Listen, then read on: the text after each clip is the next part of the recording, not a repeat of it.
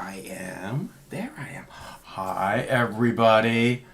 My name's Mike, and this is my YouTube page, Mox News. Thanks so much for tuning in to your Wake and Bake News at 7 p.m.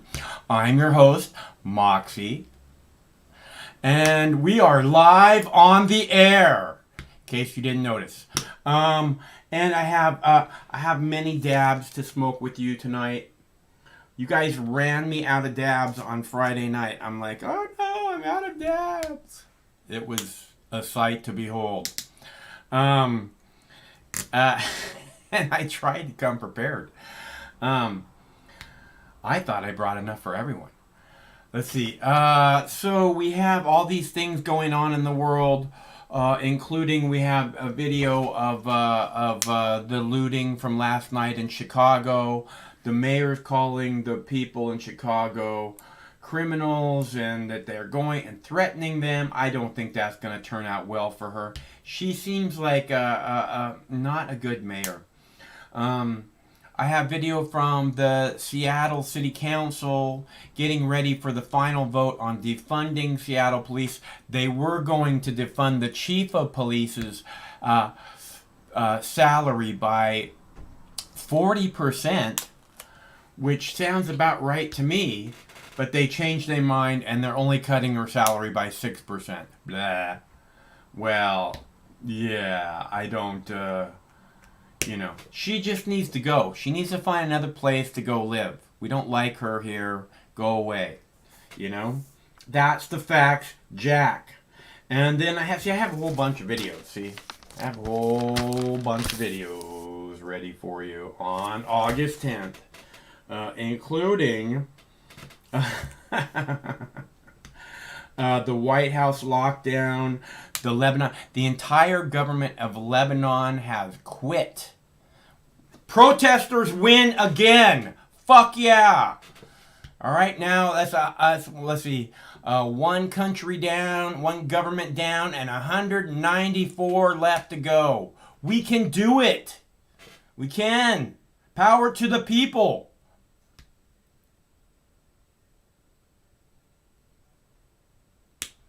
God, you're a whiny bitch, Whisper. How did you get to be such a whiny bitch, Whisper?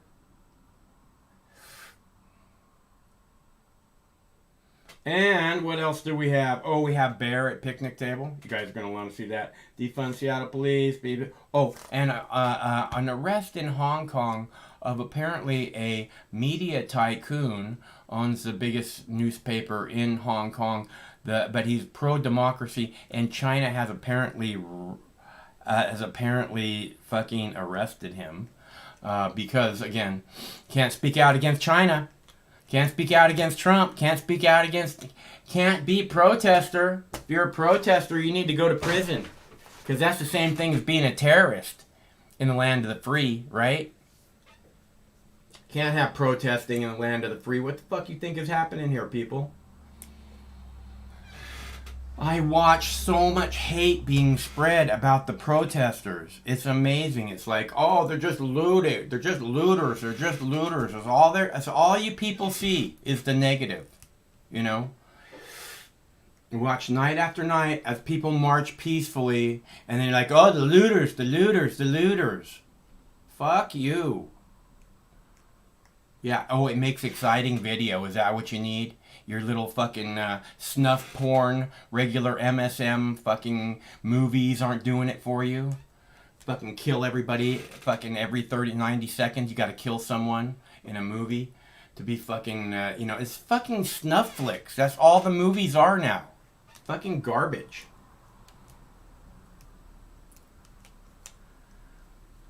Let's see. Alright, so here we go. Here we go.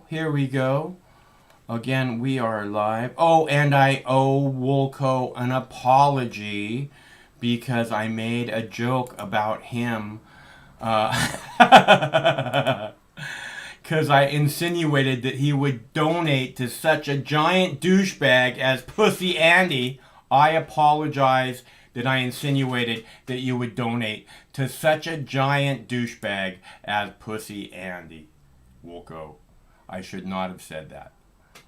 Let's see. Almost ready.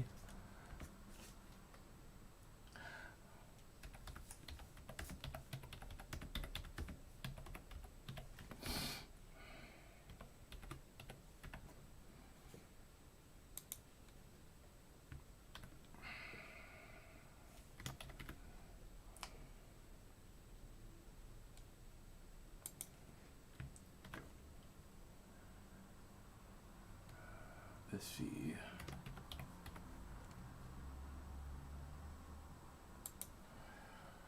Let's see.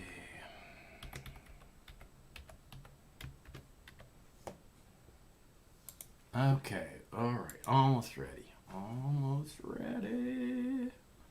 Almost ready. Are you ready? Let's see.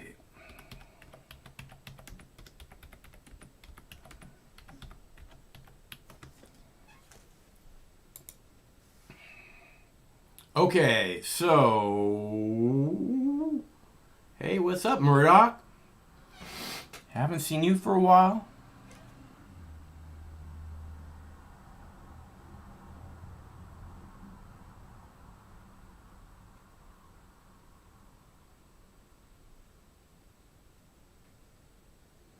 All right, so okay, we do have the super chat. Where is the super chat? We don't have super chat anymore.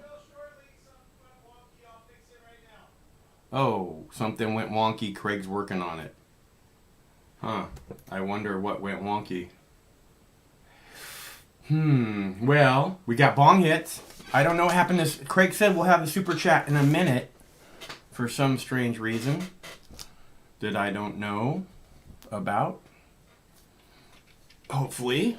But I do have a bong hit ready. Anybody ready for a bong hit? I am ready for a bong hit.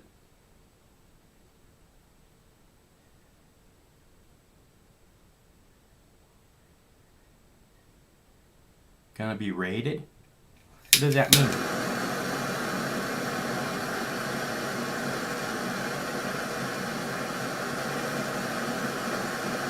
I don't know what happened to the super chat. We're gonna super chat whenever we do live. I don't know what happened to it.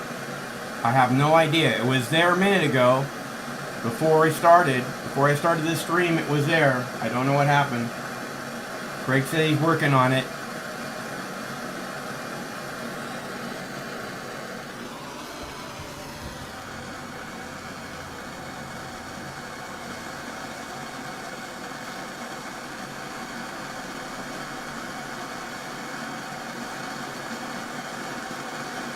No more laptops. Wow.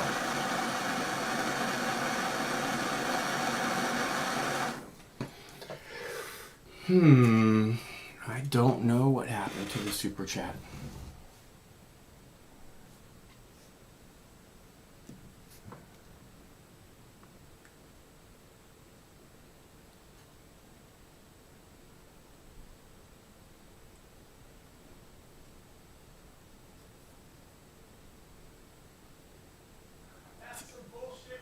Oh, they said that they're reviewing our account. So, I guess we don't have super chat right now. Should take up to several days. We'll see, I guess. It's doubtful we'll get it back, I guess, probably. It's the way YouTube works. They don't let people get funding off the YouTube if they don't like you, and we already know YouTube doesn't like me. So, anybody ready for a bong hit? I am.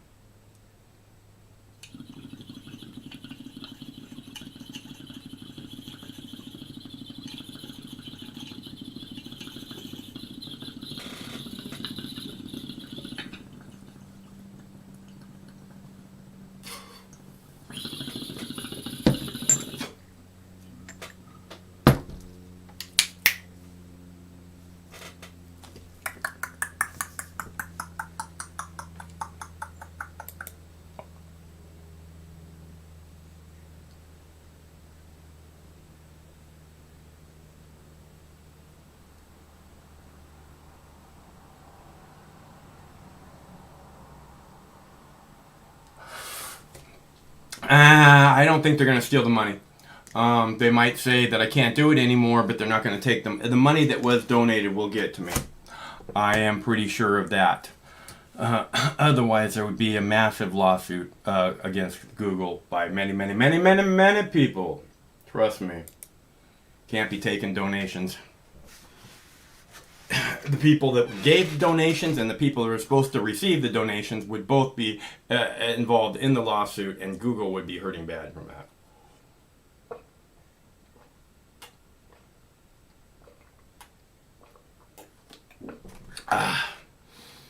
Okay.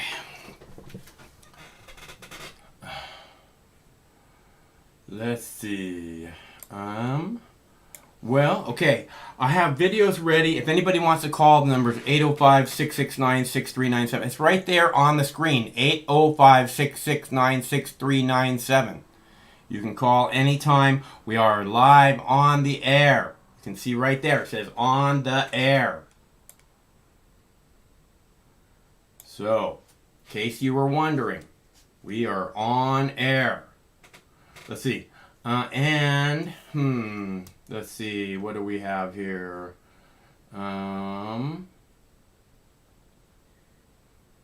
We have marchers in Wisconsin, and marchers in Florida, and marchers in Kentucky, and marchers in Tennessee. Everybody's marching tonight.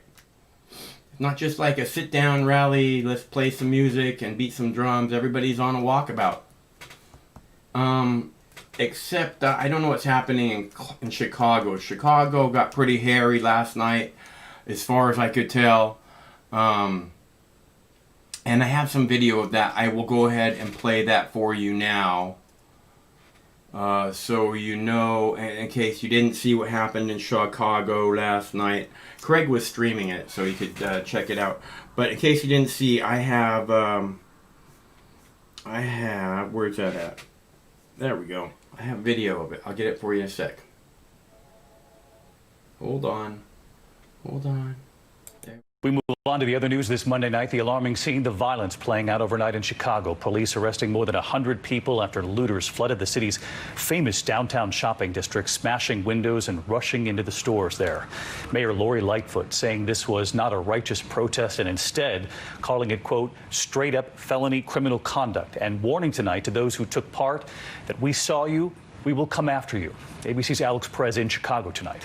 A mob of looters tearing apart Chicago's famed Magnificent Mile. Oh, the police got their hands full tonight, don't they? Breaking into dozens of businesses, taking off with stolen merchandise. Fire, so can I get another unit over here? Some 400 Chicago police officers are struggling to contain the scene, which erupted around midnight. Smaller businesses and even grocery stores targeted too. This is where we live. This is our home. This is our front yard.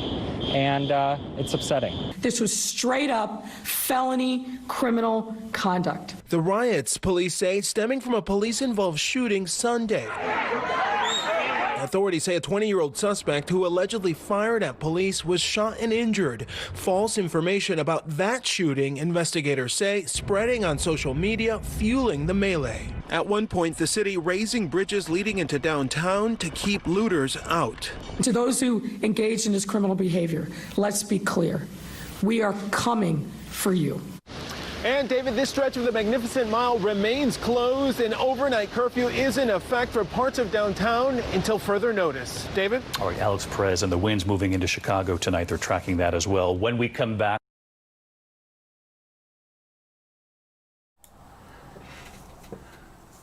So that was just a little clip of what was going on last night in Portland. In Chicago, excuse me. Like I said, there was a lot going on last night in Chicago, and Craig streamed hours of it. I'm sure he has a link to that video he can put up for you. But Craig streamed hours of it last night, what was happening. So if you want to see, he's got a better recap than that. Hello, caller. Hey, Mox, how you doing? It's David from New York. Hey, David, I'm good. How about you? Not bad, not bad. We're enjoying a great summer up here. It's beautiful. Cool. And, but the the incidents that are going on, this isn't about people trying to find an equilibrium. This is about certain people trying to find a domination advantage point. The rest of it, most of the world is ignoring this shit. And these certain people are trying to be very dominant, right? Oh, we're going to do this. Are you kidding me? I don't know. I don't like it. But the rest of the time, I'm good. There's a lot of things that go on in the world that I don't like either. And I mean, if I had control, I'd burn some governments to the ground, That's all there is to it. I'd help you light the matches. Yeah. But I don't have that power just yet. When I do, I'll let you know. Well, there is a growing consensus, however. Yeah, like I said, I mean, the entire Lebanese government quit today, so, I mean, that protesters win there. They've been fucking in the streets for a long time, and they fucking finally won that battle. And now, we got, 194 countries left to go, governments left to go. We can do it.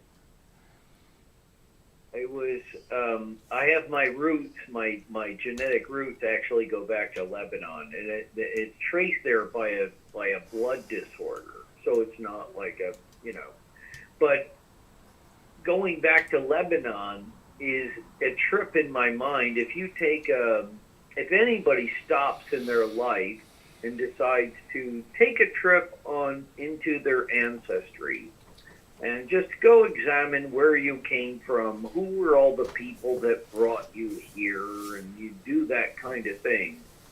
It's a weird trip. You can't share it with everybody, not everybody, but there is a consensus that there's a process that goes along with this, and I think that's for me, it is an incredible thing right now with Lebanon, because that is the center of the Phoenician, the original writing of language. Like when we go back to, let's begin writing symbols on leaves or whatever. I don't know, that the 3,000 or 4,000 year thing doesn't jive with me at all, because I actually actively study calendars that are 10,000 years and older all the time. So it's like, wait a minute, if you're telling me that writing appeared on the earth 4,000 or 6,000 years ago, you're out of your mind. No, I'm not. I don't follow those people. I think most universities are stealing money. That's all they're doing. That's not education. They're just stealing money. I love my short list of people that never graduated high school. The Wright brothers, they invented flight even when the United States military and the universities collaborated with the United States government to create a facility to get a plane off the ground. And they were spending millions of dollars. These two guys in a bike shop did it. And because the government wouldn't listen to them, they had to go to France. They shipped the damn plane that they had built onto a ship and had all the time in the world to go to France and fly it there to prove to the world that they had done it, and then come back, and still the United States had not done it. So, excuse me, don't sell me confidence in universities and government on the progress of machinery. I don't buy into that. Henry Ford quit school at the age of 15. Mark Twain, who is considered by many, not all, the father of American literature, quit school at the age of 11 in the United States. And he is our father of American literature. And I think he is justly so. Mark Twain is not a joke. He was an artist with a destiny, and nobody can deny it. That man had wisdom. You can't refute that. Yeah, I love. You ever read Letters from Hell? I think probably I have. I don't memorize all the titles of his books. I definitely got into him when I was very young, and I read Mark Twain and, the Adventures of Huckleberry Finn and all of this. But it was, he did something different than every other literature minded person at the time did. He ventured into a new area. He created a new space. And that's why he's the father of American literature. And then you also have Mendeleev. Here's a good one for any scientist out there who goes, "Oh, there's science." Okay, Mendeleev got the periodic table in a dream. And anybody can look it up, and the reason why it's a beautiful thing to know is because he didn't just get the periodic table in a dream, he made sure that was passed along as the proper origin of where he got it. And so that took a lot of work by him, because when Mendeleev was alive, if he said, where did you see this? And he said, "Oh, I got it in a dream," they would have immediately buried it, and they might have even killed him, right? And took the knowledge. But Mendeleev was able to go to his grave and make sure that science knew from that day forward that he got the periodic table in a dream. And when he woke up, he only had to make one or two corrections, and everything was right on, including the prediction. So that's Mendeleev. And then you have the father, Leeuwenhoek, who was the father of microbiology. He ground his own lenses with sand, and he did that and created a double lens microscope. Yeah. He's the father of microbiology, and he never went to school. I say let people go. Give them some weed. Let them go.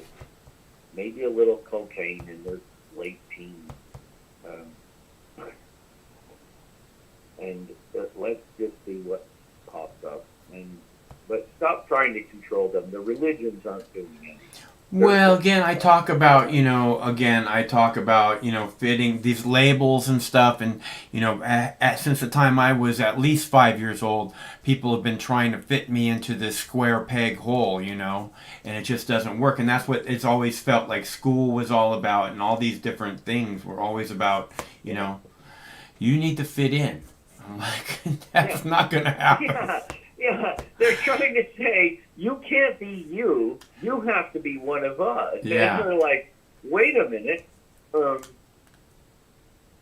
We're not one of you. And we're not allowing you to set the schedule for who's what. That's where we're at now. We're not allowing you to set the schedule for who's what. Because there's so many ways that they classify human beings these days, and many of them are founded on junk science that was based on good science.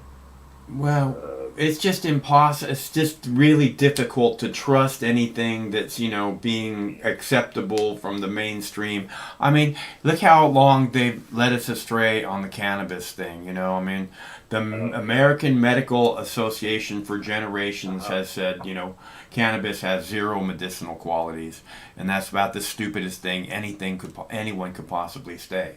So, how can we trust people like that, Yeah, exactly. I think any species that tries to regulate the rest of its species from eating a certain herb because it might make them feel good or be healed or whatever, for any reason, actually, this is not indicative of a sentient species. This is indicative of a species that has become self-obsessed and is creating it's creating negativity on itself because they're becoming too self-conscious. Yeah. Well, this is the whole thing about the over policing of the old over criminalization of Americans. You know what I mean? Yeah. They just 47,000 new laws every year, and I mean it's just impossible for people, to have to live in a place like that. So we got to get rid of these fucking criminals, man. Yeah. How's the little flowers doing? You got your plants going? They're doing good. I'll go grab one on the way on a break here, and I'll show you in a few minutes.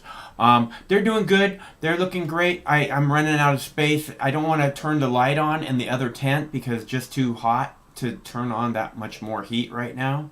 So I'm gonna have to move a couple of them outside, which I think is fine. It looks like we're gonna have nice weather for the next 30 days or so. Yeah. That should give them plenty of time to finish. The ones that I'm gonna move outside will finish in the next 30 days. So. Yeah, I think they do like to be protected, and they also like to be outside. Yeah. That's everything, isn't it? That's everything. Yeah. That's what people are. We like to be protected, but we also like to be outside. In other words, I like it when nobody parks bumper to bumper on my street, but I'm not sure I like it if everybody parks bumper to bumper on my street and then you write them all tickets and start arresting people. I don't like that either. I like it somewhere in the middle where it's okay to park, but we're not beating people up over it. That, I think, yeah. It would be really nice if the police could act with a little more respect towards people, It seems like right. if they want us to respect them so much that if they could just act with a little more respect towards us, it would probably go a long way, If the elders would come forth, they would tell the stories of how you walk about in the forest, which is with great reverence and respect for all other living things. And if you go out into the forest with reverence and respect for all other living things, you do not accost them for minor infractions, which may be from a misunderstanding, they're not attacking you, they're not trying to eat you. We're not trying to kill the police. We're trying to get along with them. And they are bloodthirsty and drooling at the jowls because they seem to just want to attack us. And especially anybody that is, financially beneficial. But they feel like they're losing power over us. They love having the power over us. Well, and if these people are willing to stand up to them, night after night after night and take pepper spray in the face and tear gas and all these things, then, and demanding that they cut us, they defund us, It's like I'm so tired of hearing this law, we're a country of law and order shit, it just, it's just like the most programmed thing I could ever hear someone say. There's no veteran that ever wanted to be a law and order veteran. The veterans always wanted to be, hey, we're here to protect the rights of the hippies and the hate to the KKK. And the KKK, I was in Louisiana during Edwin Edwards' run against, Edwards' run against David Duke for governor of Louisiana back in the early 80s. This was a major point in USA politics. It was like a kind of a thing where it was like, oh my God, look at this. And then on the other hand, you had, oh my God, look at this. It was like Donald Trump running against Jeffrey Epstein, kind of thing. It was an amazing time in Louisiana. But I thought even from then, it's like, oh no, this isn't going to do. That racism is not going to survive in the United States. I'm very confident of that. It's not going to survive. It's going to survive, but it is such a small threat to people in reality. If we can get it out of the policing, because it's part of the policing right now, and it's part of, if we can just get it out of the policing the world will be better right, but here's the deal, it's gonna stick around. There's this point, it's like a mental illness, and there's always going to be people that are mentally ill, you know, and that's the reason that I wish people were just, you know, more open about it, because you want to know who they are, you know. You don't want to be like hanging out with these people that are racist and you don't know it, you know, and especially if you're a person of color, I guess, you know. It's a freaky thing when you find out that the people you're hanging around are, all of a sudden you finally get to that point and you find out they're racist. It's like, whoa, oh my God. Like, there are certain times like that. Most of the time, though, with me, because I'm a traveler, I've done this for a long time, doing it my whole life. When I come across somebody, I know immediately if they're a racist. I can test them in a few sentences. It's not like a long, drawn-out thing. But society. Usually people are pretty blatant about it. The people that are real racist, but you know. Especially if you give them cover. Yeah. But it's not always like that. There's a lot of middle America who have all this little bit of racism in them that they don't really understand. Right. You know. It's programming. It's like I said, you know, there's this for like when I was in the 70s, you know, I would watch these, you know, movies like Dirty Harry, you know, the police movies, you know, and there'd always be this scene where somebody was like, a woman was going through a dark alley, and all of a sudden there'd be this music, you know, and it'd be all super tense, and all of a sudden there'd be a black guy or a couple of black guys, you know what I mean? And it's just this never-ending programming. It went on TV, it went on, you know. And they did the same thing with people with long hair and beards, you know. It's just not as much. Mm-hmm.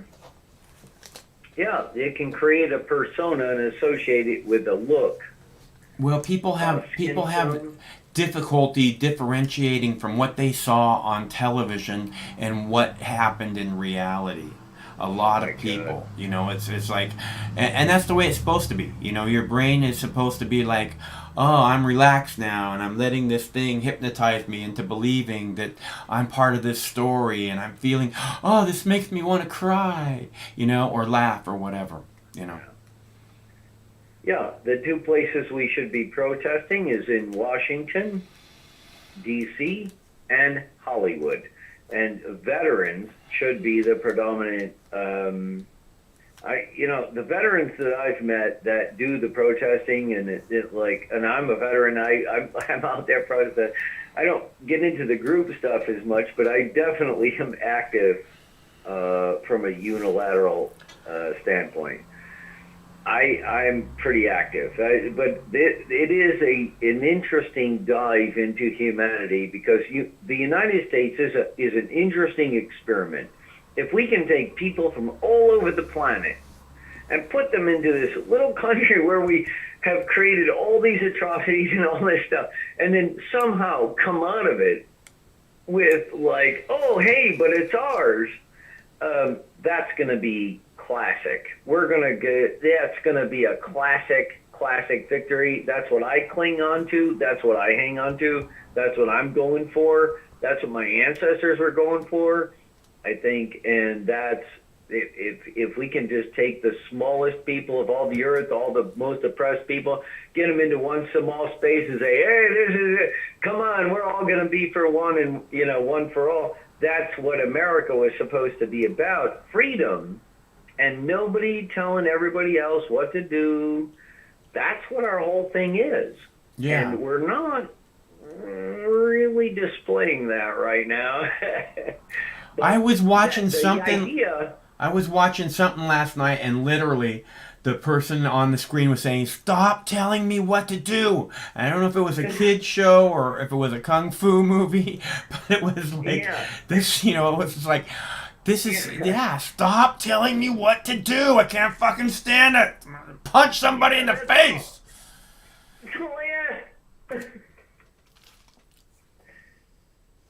It's America was founded on the principle that we could break away from monarchy and religion, both, not one, not the other, it was both. This is not a nation founded on Christian values. It is a nation founded on a simple concept of human freedom. That's what it is. Anybody who ever says different is full of shit. Look, it's supposed to be about living your life the way you want to. Right. You know, I mean, first it says, the First Amendment is the way I read it is, you have the right to live your life the way you want. And second, no one can ever take that right from you. That's right. The Second Amendment is really the fucked up amendment, because then it says, oh, you can use guns to protect that. So no, it says you can use guns to fucking get rid of an over intrusive government if that's what you choose to do. That too, yeah. The well-regulated militia, which I think has been demonstrated, by the way, quite wonderfully by the black community twice now during the George Floyd protests. I saw a well-regulated militia demonstrated twice. Absolutely. But, I'm not into guns. I don't like violence. I don't think it ever has to come to that. I'm pretty simple. I don't think people's differences never have to come to violence. That's ridiculous, especially when we have such abundance.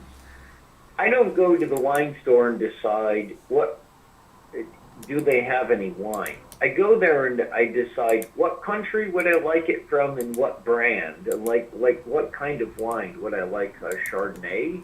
Would I like a Pinot Noir? Do I want a Cabernet? I don't.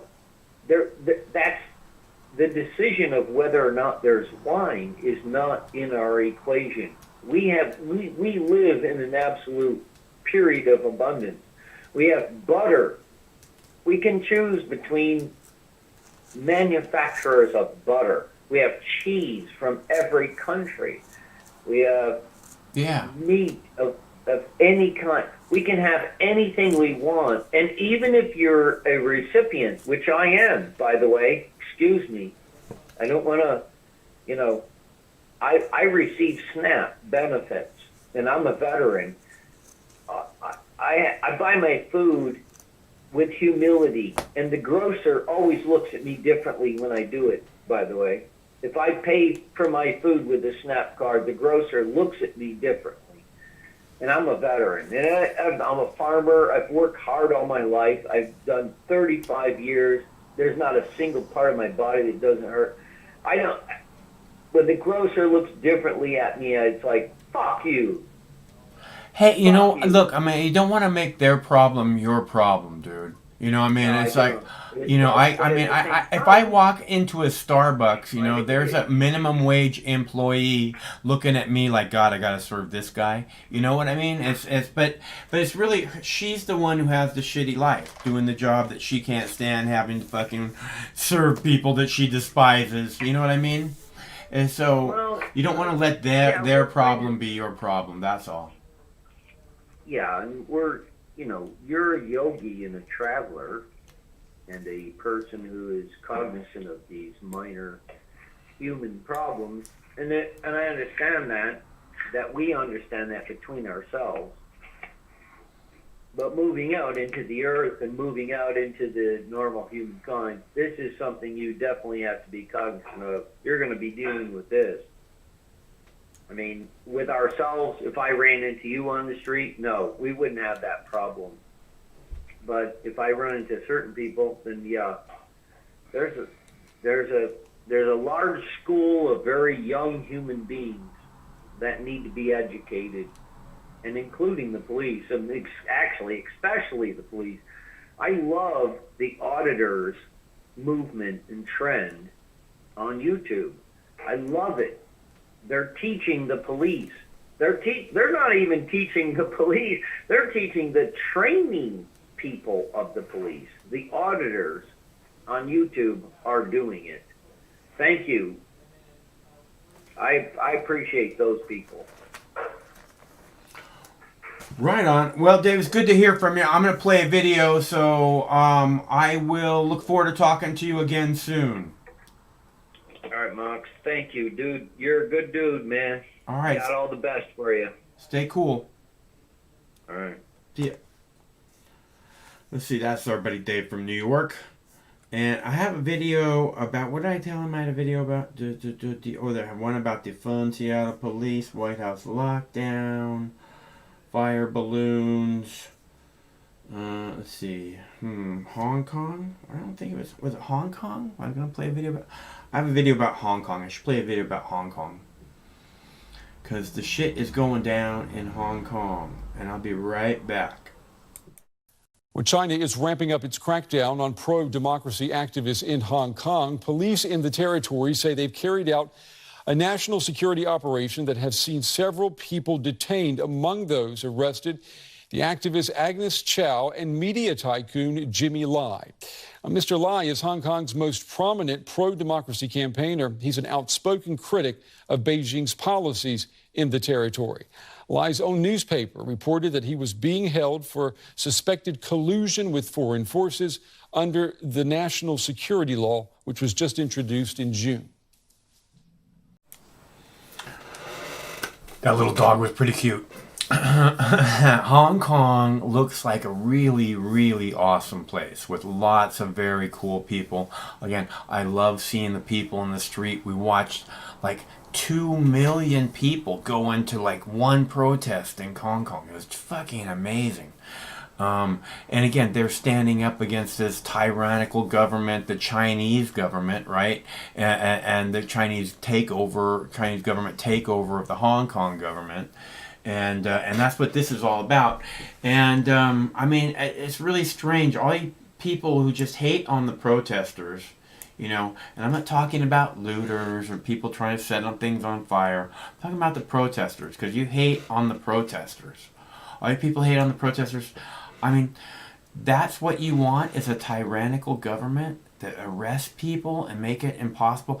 Tear gas, peaceful protesters, pepper spray, so they can cross the street for a photo op. You know, I mean, that's the kind of government you want.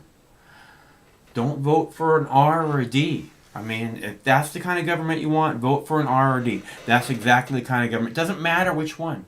Vote for an R or D. That's exactly the kind of government you'll get, is a tyrannical, fucking endless wars of choice based on lies, abuse the public, name them all enemy combatants so we can spy on every single one of them. You know, is that really the kind of government that you want? Because you know, maybe you'd be happier in China, right? You know, that seems to be the kind of government they have there. Or maybe Belarus. I'm thinking, you know, one down, 194 left to go, right? Belarus, I really hope you're next. I really hope Belarus falls next. Because they need to get the fuck out of the fucking way of the people. The people of Belarus kick ass. Now, and Hong Kong, and Portland, and Seattle, and everywhere where there's a spirit of freedom left within the people enough to fight for a better tomorrow. You all kick ass. All of you still have a little bit of that freedom left. I salute you. I salute you all. All right, so I'm gonna do another quick video here. What do we got? Let's see. Fire balloon attack, White House attack, defund Seattle police, bear at picnic table. Let's try that one. Something that is almost unbearably surreal. Yes, that is a bear hanging out at a picnic table, enjoying a casual meal with table manners that, I gotta be honest, a little bit more civilized than my own. The video was taken at an animal sanctuary not far from San Diego. The only thing missing here is Yogi Bear, maybe a sign of boo-boo, or as he calls it, picnic basket. Well behaved, nice table manners there, you know. At least, you know, just eating with the mouth closed. The next few days we'll have nice weather out there, a few showers. I wanted to leave that little weather part in there to make you guys all jealous. That's what it's like here. It's gonna be, what did it say? 77 tomorrow? Oh no. So hot. Better get the dogs out early before it reaches that maximum of 77 degrees tomorrow. Never gonna make it. Hey,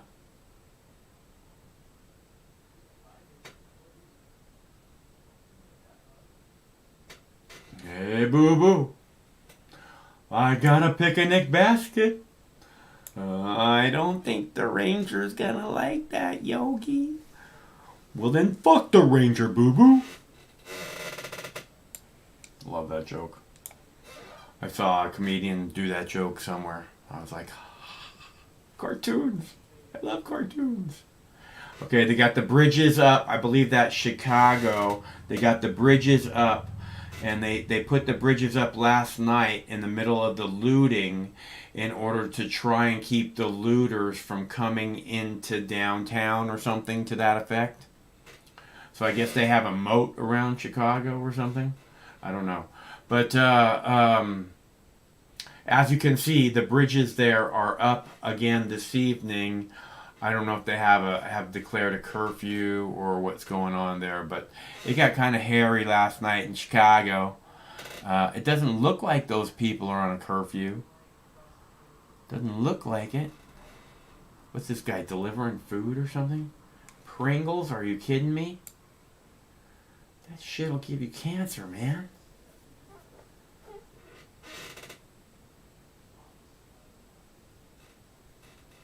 We're not doing advertisements for Pringles here.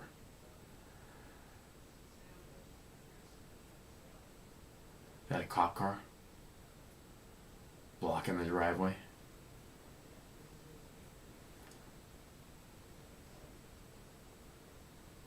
Looking like he's gonna run somebody over. What is that down there? Is that a police station? Crazy. Alright, so if anybody wants to call, the number's 805-669-6397. Let's see.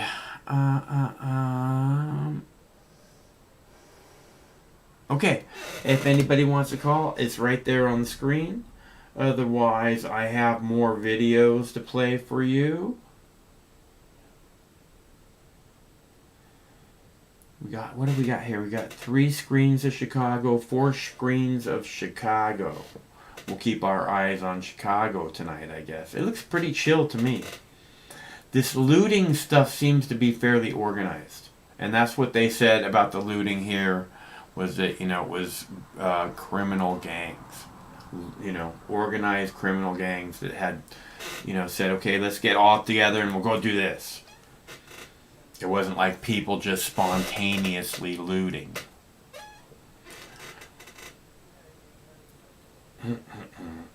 Alright, so I'll go ahead and I'll play the video for you that I have about Lebanon, since nobody's calling. And I think that we have to stay informed about Lebanon because the people of Lebanon are beautiful people and I don't want to see them smashed by some outside force. They deserve better than just to be forgotten. Lebanon is the scene of upheaval tonight after the country's Prime Minister announced that his entire government is stepping down.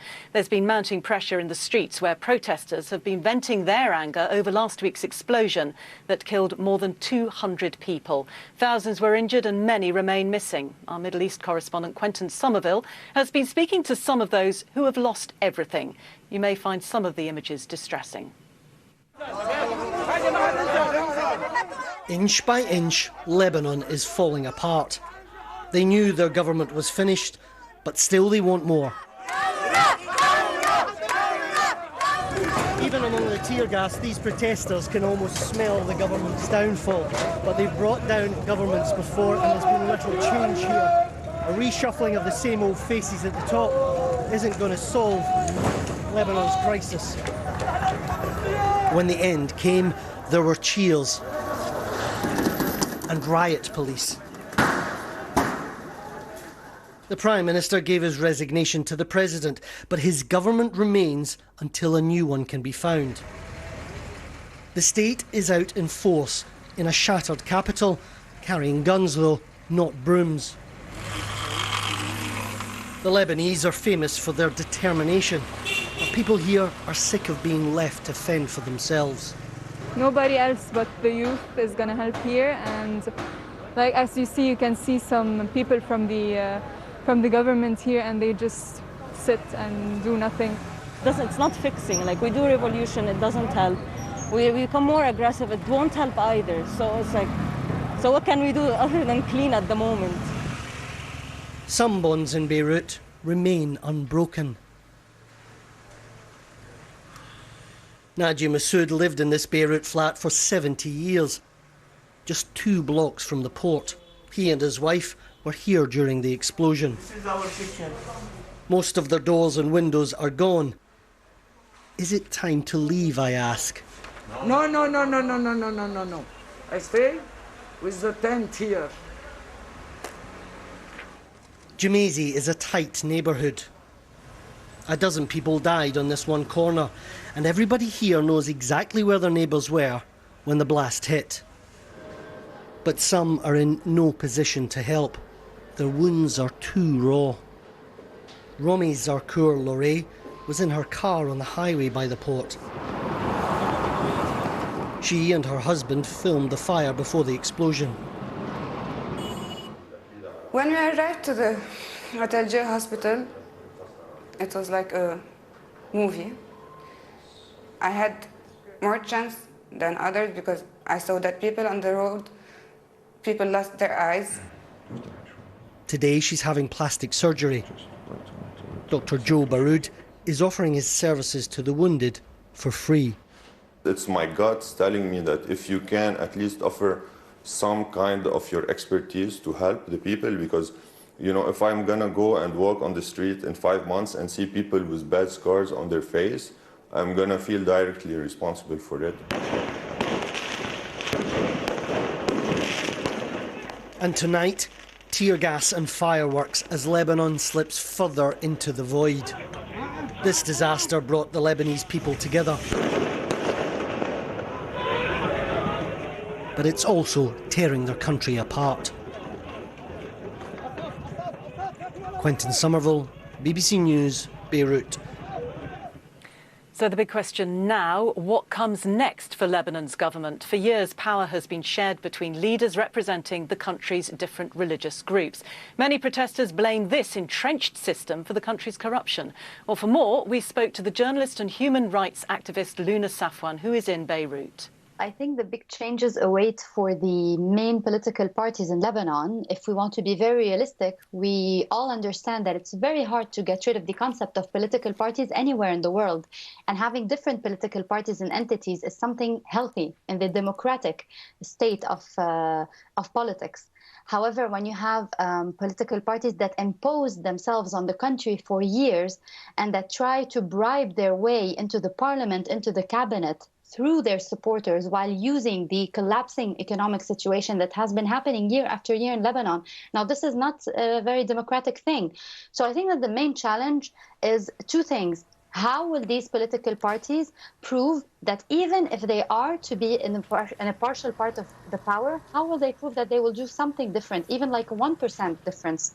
And how will they cooperate and open the door in front of the civil society entities that are really technocratic and that are ready to make this change, to turn this country into a more civic country and not a country based on sectarian politics?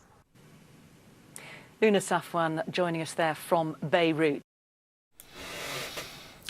Okay, so again, I love seeing the people in the street, right? I love it, whether it's Hong Kong, Lebanon, or Portland, Seattle.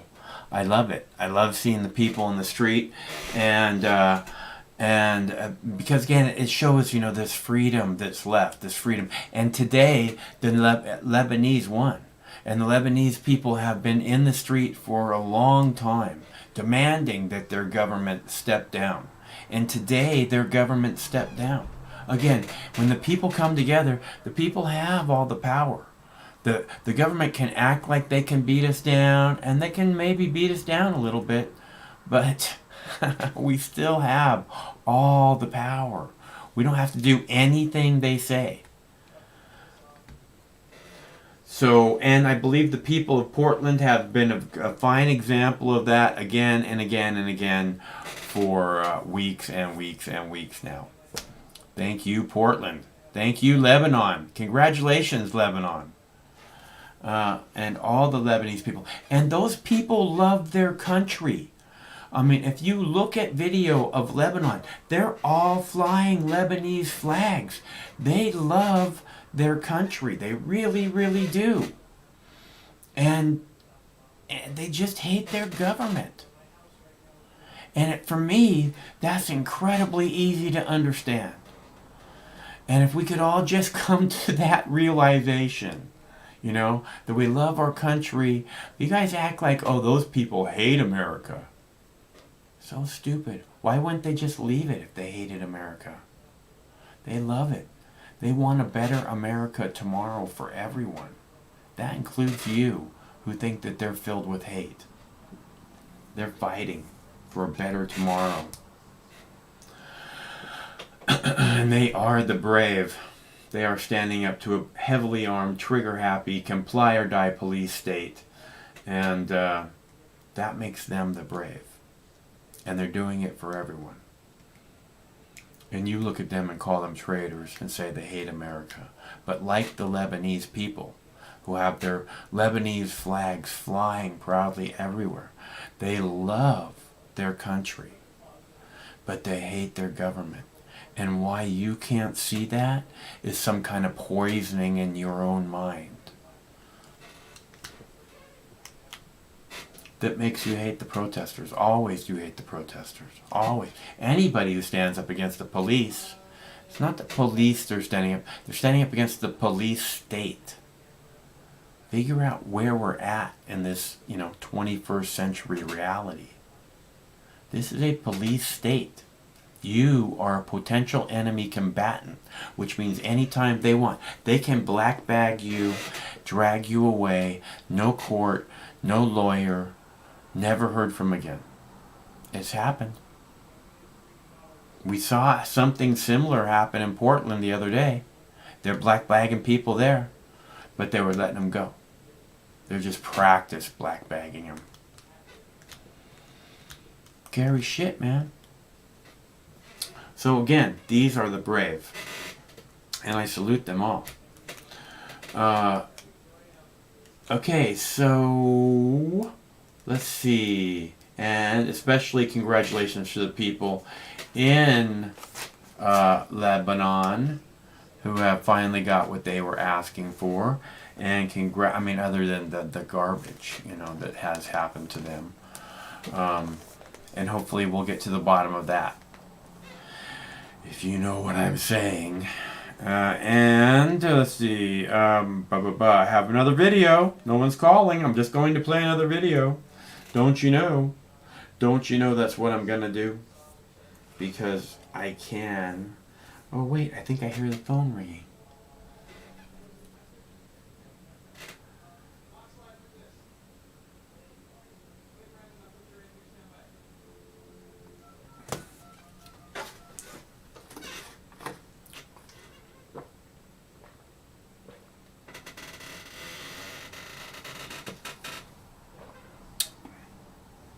It didn't go. Hello, caller. Hey, what's up, Mike? It's Brandon, man. How you doing? I'm good. How about you, bro?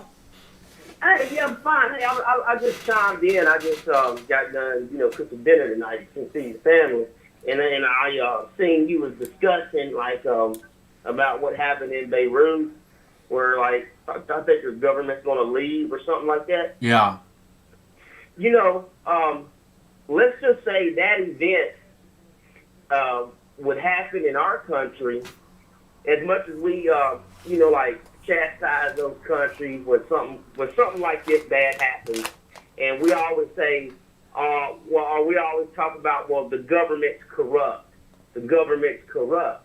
But we never say that our government's corrupt, because if that same explosion would have happened, which has happened, if you remember years back, there was a coal mine in West Virginia that blew up, Okay. And I think the last name of the guy's name is Blankenship. But what I just follow where I'm going with this. I'm sorry, fellas. It's all good. It's all good. But Blankenship, he owned the actual coal mine. He was the owner, CEO, or whatever. He owns a bunch of them, right? Yeah, and he was running for Senate or whatever, or Congress in West Virginia. He lost. But like 17 or 20 miners died because of safety precautions that his company didn't do. And he did like maybe 12 to 14 months in a federal penitentiary, you know, at a damn near a golf course. You know, so when, you know, all governments are corrupt because it's all about the almighty dollar. It's about, you know, people with money staying in power, blah, blah, blah, blah, blah, blah, blah. You know, and that's how I look at that situation in Beirut. There could be if you look at Lake Charles, Louisiana, and if one of them oil refinery plants went off and it was their fault, wouldn't nobody go to prison for long times? And but the thing is, at least the people in Beirut are protesting to overthrow their government, right? We would never do that in this country, to overthrow in the masses like what happened there, to overthrow a politician or whatever. You know, if something like that happened, because those wealthy people in this country, the wealthy people in this country that create jobs, you know, they have a lot of pull, and they're not going to do time. Just like the situation out there in Beirut. I mean, who the fuck has that much explosives down near downtown in a port city? Nobody. You know? Can you imagine Portland having something like that there, and it all of a sudden blows up? Or Seattle, a port city, or, you know, San Francisco? Yeah. Or San Diego? Yeah. Think about it. There, you know, there's a lot of questions about what happened there, Brandon, exactly. Mm-hmm. But it is some speculation, my brother. You know, those people. I mean, whatever's happening there, I don't know. You know, for sure, and you know, but I'm glad that government's gone, because that's what the people wanted, and they wanted the government gone long before that shit happened in the port. So yeah, well, it goes back to what I was just saying earlier, or trying to allude to, that it's just people who want more and more and more and more that's going to make these decisions to run these countries. The typical, you know, I think we all seen the video of the wedding shoot for the woman getting married in Beirut. She's in her big wedding gown. Have you seen that video? Yes. Yeah, that's just the typical person in any other country. They're getting married, they're going to work, blah, blah, blah, blah, blah. They go to church or whatever their religious purpose right. is. They're living their little dream, you know, Exactly. having her They're wedding in her wedding dress on a beautiful day. Yeah, but you know, if you look at us, we praise those type of people, you know, like who actually are like. Okay, I'm losing myself here, so I apologize. But what I'm saying is, we praise the ultra wealthy, and I heard something said today that I never thought about. This black dude was saying online that look how we bailed all these companies out, and he compared that to reparations. He was like, every 20 years we're giving the big whatever, boom, boom, boom. Right. All these people are getting money, but like not even like the ancestors of slaves. We could just talk about the 60s and the civil rights movement, redlining or whatever. And he was like, we don't get shit. Not like they want anything, right? But he was just saying just in general. Right. He's like, you know, how many more times are we going to keep going down this road to where the people that we give them all the tax breaks, we give them everything, to where they should be absolutely debt-free. Yeah. I guarantee you, Jeff Bezos is not fucking debt-free. So he may be worth $800 billion, but that's not what he's got in the bank. Let's be honest. That motherfucker got some debt, and that's all the rich people. Uh-huh. You know, and they I'm sorry for going off, and they pride themselves for that. You know, and we praise them for being totally in debt, filing the bankruptcies, not being, think about it, they're all men, let's be honest. They're unmoral. Every one of them cheats on their wife. You know, blah, blah, blah, blah, blah. You know, so it's like... Well, I don't know about every one of them. It seems like they all do. But but I'm pretty sure Jeff Bezos was cheating on his wife. Yeah, and it's kind of ironic how Saudi hacked his phone or whatever, and Trump can't stand the guy. I don't get it, literally. But, but what I'm getting at is we praise Hollywood, we praise politicians or whatever, you know, whoever it is, Buck Rogers, right? And they do nothing for us, and they take, or everything is given to them. Once you hit a certain threshold in life of, I don't know where it's popularity or money, of course, but you're fine. You're good. You can do whatever you want, man. You can murder somebody and fight it out in court for 8 years or 12 years and wind up doing 18 months and paying the family off. You know, so what happened in Beirut, and if it was an accident, that's what I'm saying, if it was an accident, that would never happen in this country because we would never have the balls for everybody to stand side by side and say, get out of here, we don't want you no more. Because I guarantee you when they was protesting, some of them people were killed by security forces or the police or whatever. Yeah, they've been protesting for, I think, over a year now, Brandon. Yeah, and it's sad. Yeah, and they've been demanding the government go, and I'm pretty sure numerous people have been killed. I bet you, Mike, that it's only a few amount of people in Beirut that really run Beirut. Kind of similar to what happens in America. Uh-huh. We don't have a few, you know, people who really run the country. And how that is, they create jobs, they own a business, whatever. You know, they own the media, they own the gas stations, they own the pharmaceutical companies. Exactly. So and then some of those people might not be politicians or movie stars or whatever. They just may be someone who owns a lot of shares on a lot of companies, and they're always sitting on the board of directors. You know, I think it's those people who really run America, and those people will always be in position. They'll never be overthrown. You know, how you can do a politician. You can vote a politician out of office and he goes lobbies. You know, but those extremely wealthy people who do all these horrible things, you know, like that one company that had to pay billions of dollars because of opiate addiction because they lied and whatever. I forget what pharmaceutical company it was, but you know what I'm talking about. Yeah, right? it's like a family. And, it's like a family-owned business. One family. Yeah. And they never. No one went to prison. You know, and that's the where we are now.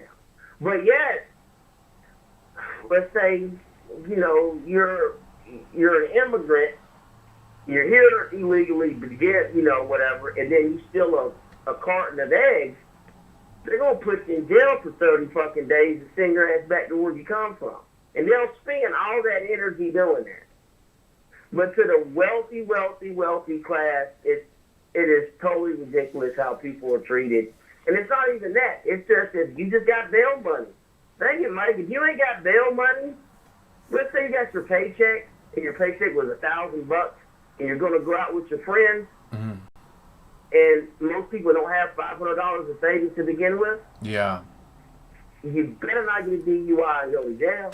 You better not get anything, man. You better not get anything. You better not get caught with a joint. You better not get caught with anything. You know. You don't fucking spit on the sidewalk. Yeah. They will arrest you in Salt Lake City for doing that. those old ass laws are from my hometown back in Columbia, Tennessee too. Yeah. You know, but you don't learn that because no one talks about history anymore. You got to Google it and find it out. Thank God for the internet. But we are in troubling times, Mike, because you see this class, not even a class of people, like, you know, people that's a little older than me, or in their 40s or whatever. They are hanging, or younger than me, I'm sorry. They are hanging on to this past that it you know, there's no need to have a phone in your house, like a phone line. It's stupid. Why have it, right? To be honest, why even have cable anymore? You can watch everything without cable. You know, people are still trying to make this move because they're set in their ways, but some people are hell-bent, you know, and I think that's a problem, you know, to where they're okay with very wealthy people getting away with everything. They don't care. This Epstein case, ain't nobody going to jail. Just some low-line guy from, or what, you know, somebody ain't got nothing to do with that. Yeah, but... Yeah, no, I mean, it's not going to touch any of the elites. Is that what you're saying? Yeah, pretty much. Sorry about that. Yeah. Well, that's all, Mike, I want to call and tell you, man. Hey, Bandit, it's good to hear from you, dude. Did you have a nice weekend? You know, yeah, it's raining a lot here in St. Louis. It's going to be raining for, like, the whole week. But, yeah, you know, we get ready for school, but our kids are taking classes online. My wife's an educator. Good. You know, so, yeah. Good. She's not working. She resigned from her position at the last school she was in. She worked for a school that focused, would just, you know, help children with autism. You know? That sounds pretty rough, man. You know what? Let me tell you something. I have 5 kids. After knowing what I know now about with autism and stuff, I would never want another child. I'd be too scared to try my luck. Yeah. Because I've watched so many documentaries, so many podcasts about it's the vaccines, it's not the vaccines. And then I'm like, okay, well, if that's the case, if that ever happened to me again or if I have a kid, the kid would be born at home. I hire a fucking woman to come here and give birth. You know what I'm saying? Because it's just so much craziness with that. And I look at a lot of those kids that my wife worked with, and I hate to say this, but a lot of them, and I'm a numbers guy, Mike. I always look at the numbers. They should never be productive. Why? Not never, but they're not going to be productive enough in American society to sustain themselves. You know, they're going to need help. Yeah. And that creates a lot of jobs, but it creates debt, you know, because all those people are on Medicaid or Medicare. Because when, you know, you get that disability notice, your family can draw a check off of you and receive those benefits. And that's exactly is what's going to happen, man. And if you really, really look into it, I don't know if I mentioned this, but I talk about it a lot to some people I do know. But in 1972, kids were given 3 shots, Mike. And now we're giving 72 when a kid is born. Not all at once, but through their, growing up. Right. Yeah, no, I think this, I think there should be more, you know, this is the thing. I think parents should have the absolute right to decide whether or not their kids are going to get whatever shots it is they're going to get. Yeah, exactly, yeah. And they shouldn't be penalized for that, and the kids shouldn't be penalized for that, you know. Yeah. And because you know, it's not like smallpox is going to come back, you know. Yeah, exactly. It's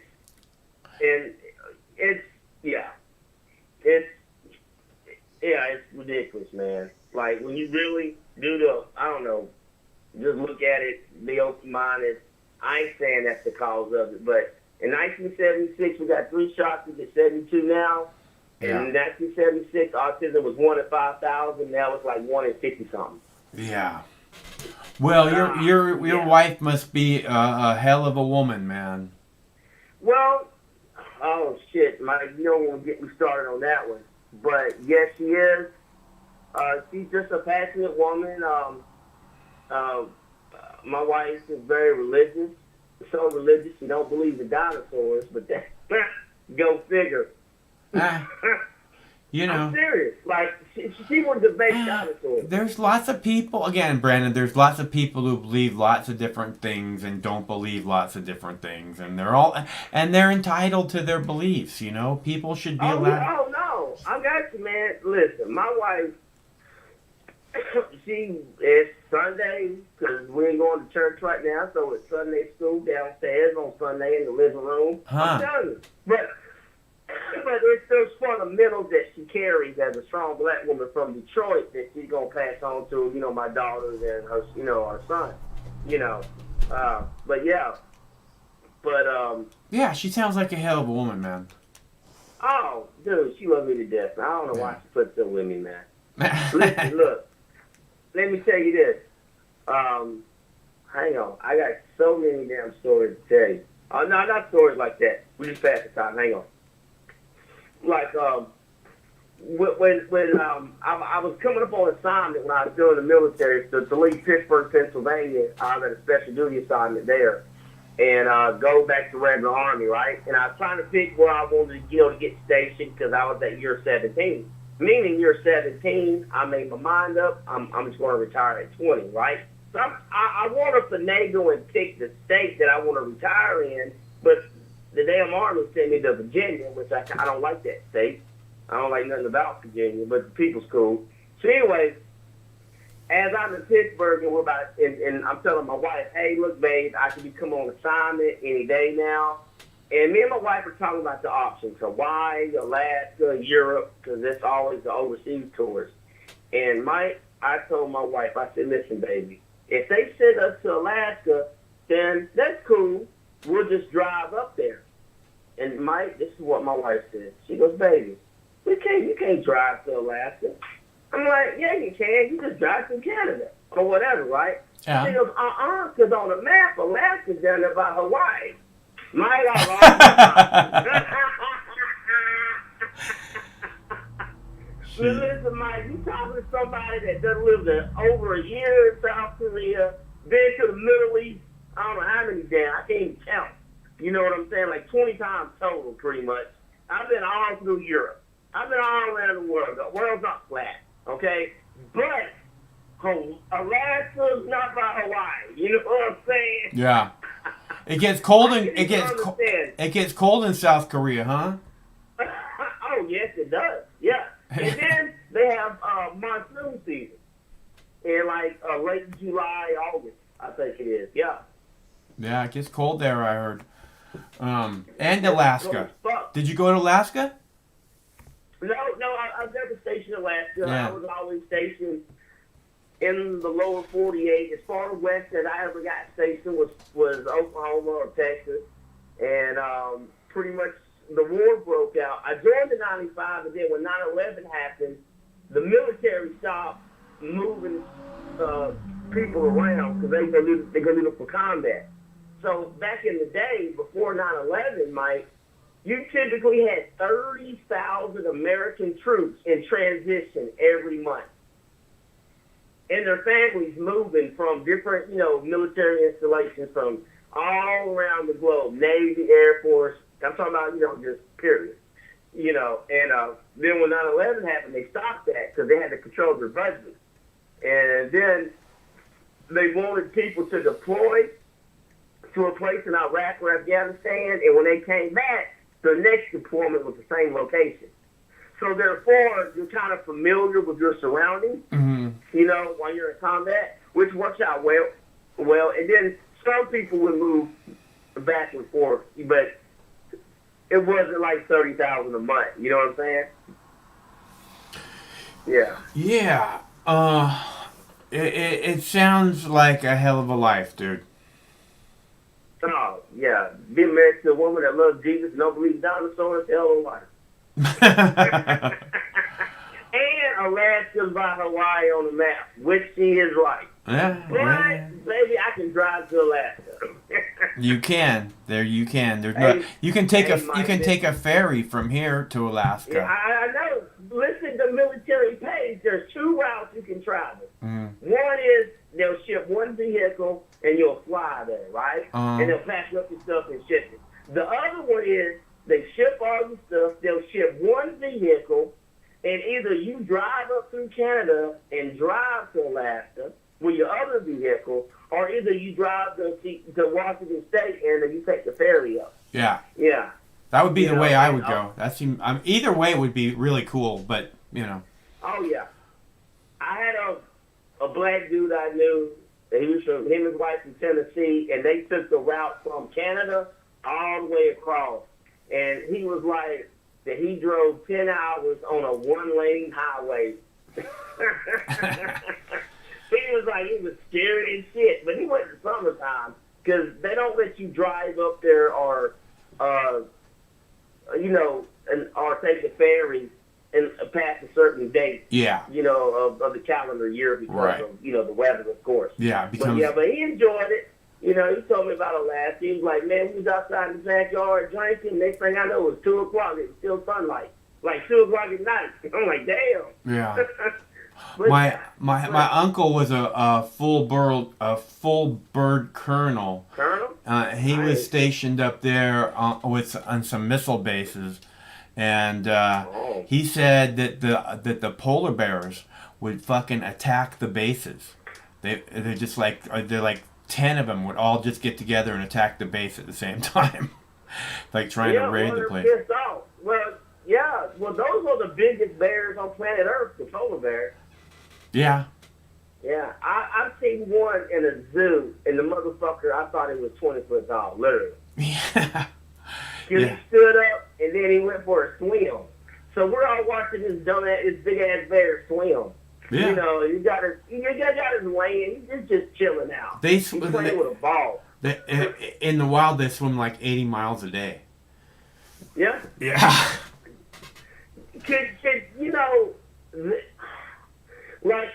We are into we're getting a new puppy at the beginning of the month, right? We're getting a Pomeranian, right? So we done, we got one more payment to make, and the dog will be 12 weeks old and comes home with us. Huh. And congratulations. Thank you. And I have a dog this dog is he's a piece of work. He's a good dog. But I have some neighbors down the street, and they got like an English lab or whatever, right? Uh-huh. And I think it's what it is, and it's beautiful. And its paws are humongous. Yeah. And when you look at these dogs or, bears or whatever, and what I'm getting at is big ass paws these damn animals got, man. I'm sorry. Yeah, I'm just rambling on. It's like Bigfoot feet, man. Yeah, no, I love it when you see like a puppy and he's got these big giant paws, man. That dog's got some growing to do. Hey, let me ask you this: who you got between a polar bear and a gorilla? I'm picking the polar bear, man. The polar bear has got some pretty fierce claws, man. I would probably go with the polar bear. If they weigh the same with the sharp claws and the sharp teeth, I think Well, they're meat eaters too. Yeah. I'm pretty sure that gorillas eat some form of meat. They eat other monkeys, I guess, or that's a orangutan. But yeah, man.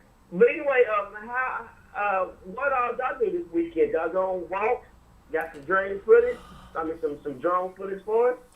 Yeah, Craig took some drone footage of, what the fuck did he take drone footage of? Oh, he said no, he didn't take, oh no, we went to the lake and my friend was, paddling his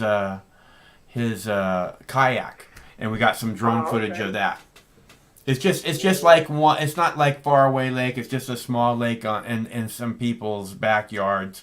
Like it's a nice size lake. I think Craig said it's a mile long from one end to the other. So nice. Yeah. So we went there, and the dogs got their balls wet, and Craig flew us up. And then there's like lily pads everywhere, and they're like these little white flowers in the lily pads, and they were just fucking amazing looking. Yeah. Yeah. I would like to try to get my wife in a kayak. Her ass can't swim. Wow. That's dangerous. Yeah. That's dangerous. You should convince her it's dangerous not to be able to swim. I'm just joking. Oh. Listen, man. Like she has a hard time driving over like real long bridges. Mm-hmm. Like I'll be driving. Like I don't know if you ever been like the bridge. I think it's the Benjamin Franklin Bridge from like Philly to Jersey. It's real big and long. Uh-huh. You know, and I've been on other bridges. But if I'm driving over those, oh my God, man, she just closes her eyes and prays. Huh? Can you see the Can you see the screen now, Brandon? Yeah. Okay, because Craig has a video of the lake that my friend Sam took. He went to the lake yesterday. We went on Saturday, and then he went back on Sunday, and he was floating around in his kayak, and he got video. He was just floating along, and all of a sudden, there was an eagle. An eagle dove down and grabbed a fish out of the lake right in front of him and flew off with it. Beautiful. And he got it on video. He's wearing a camera on his hat. So, bald eagle. Yeah, a bald eagle. Yeah, I was hoping to see that. Last year, I went to Jackson Hole, Wyoming, fly fishing. And there was a ton of bald eagles out there, man. Yeah. You know, but they were just perched up watching it. You know, didn't see no grizzlies or wolves. So we wound up going to Yellowstone, too, but seen a big ass, you know, them mooses, man. Them motherfuckers. You saw a moose? Oh, no, this moose was in heat. Yeah? He was ready to plow into somebody, man. He was out there, like, in like, on the side of the road when we was leaving Yellowstone, just making them calls. Yeah. Beautiful moose. But we seen buffalo. But that's the first time I've ever ate buffalo and, you know, or bison. Oh, yeah? And I ate elk. I'm like, oh, my goodness, man. That's some of the best meat ever, you know. Because those animals have to work to eat. It's not like a cow. A cow ain't got to work. That's why beef tastes like shit. You know what I'm saying? Typically. Because, you know, but if you eat like a live animal like that, you know, I'm not a deer-eating guy, but an elk or a bison, boy, they got hard winters, man. They tough it out, and their meat tastes excellent. But I don't know, yeah. Yeah, no, I like the boar. The boar makes good sausage if you get a chance to. Here comes the eagle if you can see it. Yeah, I see it. Yeah, there's the lily pads I was talking about. Uh-huh. That's from Sunday. That's from yesterday. My friend Sam was on the lake. Yeah. That's amazing. Yeah, he was like, "Here, check this out. Check this out." He was all excited. He came over after he went for his kayaking. That's great, man. And you know, I think, to be honest with you, since y'all live out there in the Pacific Northwest, y'all are nowhere near as crowded as we are, and y'all can actually see nature like that. That's why, you know, a lot of people go to, like, you know, to go out there, not necessarily to hunt or whatever, but just to get away from all the people, you know, and you can actually see nature like that. You know, This is where we went last weekend. Last weekend, this is called Stump Lake. We went there last weekend. That's the dogs right there in the water. Yeah, wow. I couldn't get the boy dog out of the water, man. He was like, everybody's like calling him, "Come on, buddy, let's go." And I'm like, nah, I'm here. It's gotta be cool, man, to have a cool group of friends just to go hang out on the weekends, and you know what I'm saying, and just chill out, man. Yeah. That's what's up. You know, just have some good people to chill out with. Yeah, well, it's nice to be able to go places with the dogs, and you know, everybody get to enjoy some outdoor time together. I love that. Yeah, those are some beautiful hills behind y'all too. Oh yeah, I told those guys we got to go film these hills. There's this one fucking mountain. Craig wants to film the ski slopes, like the lifts and stuff that take people to the top of the mountain. But there's this one place, and it's just like rigid, almost straight up rock mountain. And I'm like, we got to film that, you guys. That would look amazing on video. A couple of pine trees here and there. But yeah, I love the Northwest, man. It's fucking beautiful, amazing. I was trying, like when I was talking to the Army, and before they sent me to Virginia, I was like, I want to go to Fort Lewis, Washington State, McCord and Lewis, I think is the base name. Yeah. Or either Fort Carson, which is below Denver, Colorado. I was just trying to go out west because, being from the South, and I spent 10 years stationed in the South. I'm like, damn, I joined the Army from Nashville, and I got stationed at Fort Campbell, Kentucky, and I was stuck there for 10 years doing 3 combat tours. And I was like, Jesus Christ, can I get a break and go see the world minus Iraq and Afghanistan? Yeah. Then they sent me to fucking Jersey. Oh, man. Oh, seriously, they sent me to fucking Jersey. I'm like, all right, anyway. That must have been like, just shoot me. Yeah, it's like, it was, yeah. Yeah, the second day there, my wife got cussed out. For not doing nothing wrong. That's just how those people are. Everything's hectic up on the north, that side of the East Coast. Yeah. Everyone, they don't see themselves as an asshole. That's how they talk. Like, I mean, if you walk into, like, I'm just looking at me growing up in the South, and someone walked in my grandmama's house and say, "What's up, motherfucker?" Whatever. It's not going to happen that way in the South. Uh-huh. But that's just how they talk. And I had to get used to that shit. I'm like, dude, like, what the hell is going on? But that's just how they talk. I'm like, oh, okay, that means thank you. All right, got it. Well, fuck you too, motherfucker. And that's just how it is, man. That's yeah. How they are. Oh, yeah. If you were like in the grocery store and you were taking a minute to look at something, it wouldn't be surprising to see like an 80-year-old woman like fucking pushing her cart into your ass going, move, My son got cussed out. I was pushing my son around in a cart in Walmart. And I went around a corner, an aisle, and I almost bumped into this lady. And my son's 4. And he's like, whoa, we better, like, whoa, we almost got in a wreck or whatever. And the lady goes, you better watch out.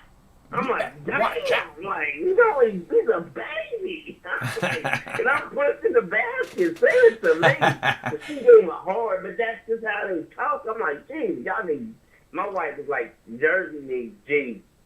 That should be a new slogan, okay? Like, I think a lot of Mormons need to send a lot of these young people up there and fix Jersey, man. Good luck with that. Yeah, those people are fucking crazy, dude. I think they can do it. I would make an amazing movie. It would be like, hey, we gonna fix Jersey. Wow, every man 5 wives. Okay, me and Dale. Okay, you know what I'm saying? Yeah, the men go, I ain't got a problem. Look, I can have more than one wife. Cool. As long as you gotta work. Okay, I'll work. I'll tell you. Yeah, as long as people work, no problem. Yeah. Yeah, it's crazy though. But Mormons are cool people, man. I've crossed paths with a lot of them. They're cool people. Right on. Yeah, they seem a little bit crazy too. Oh, listen, they used to come to my house and visit. Yeah. And it was always 2 Mormon girls, like 18, 19 years old. And they're 2 white girls, walking to a black family house, and they're trying to talk to us about, whatever. And one of them was adamant. She goes, I know this book to be true, talking about their Bible. And I'm like, okay. And, and I've tried to read through it or whatever. But, yeah, it's that John Smith character, man. He should be like a Marvel hero. Because his whole premise was, I just want some ass.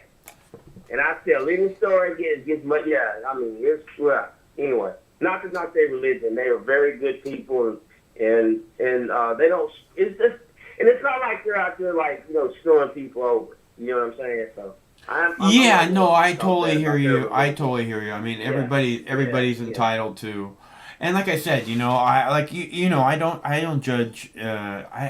Look, all the religions are the same to me, dude. Yeah, you're right. So, if that's your choice, I want you to have that. Just like I don't want you to judge me and my choices. Yeah.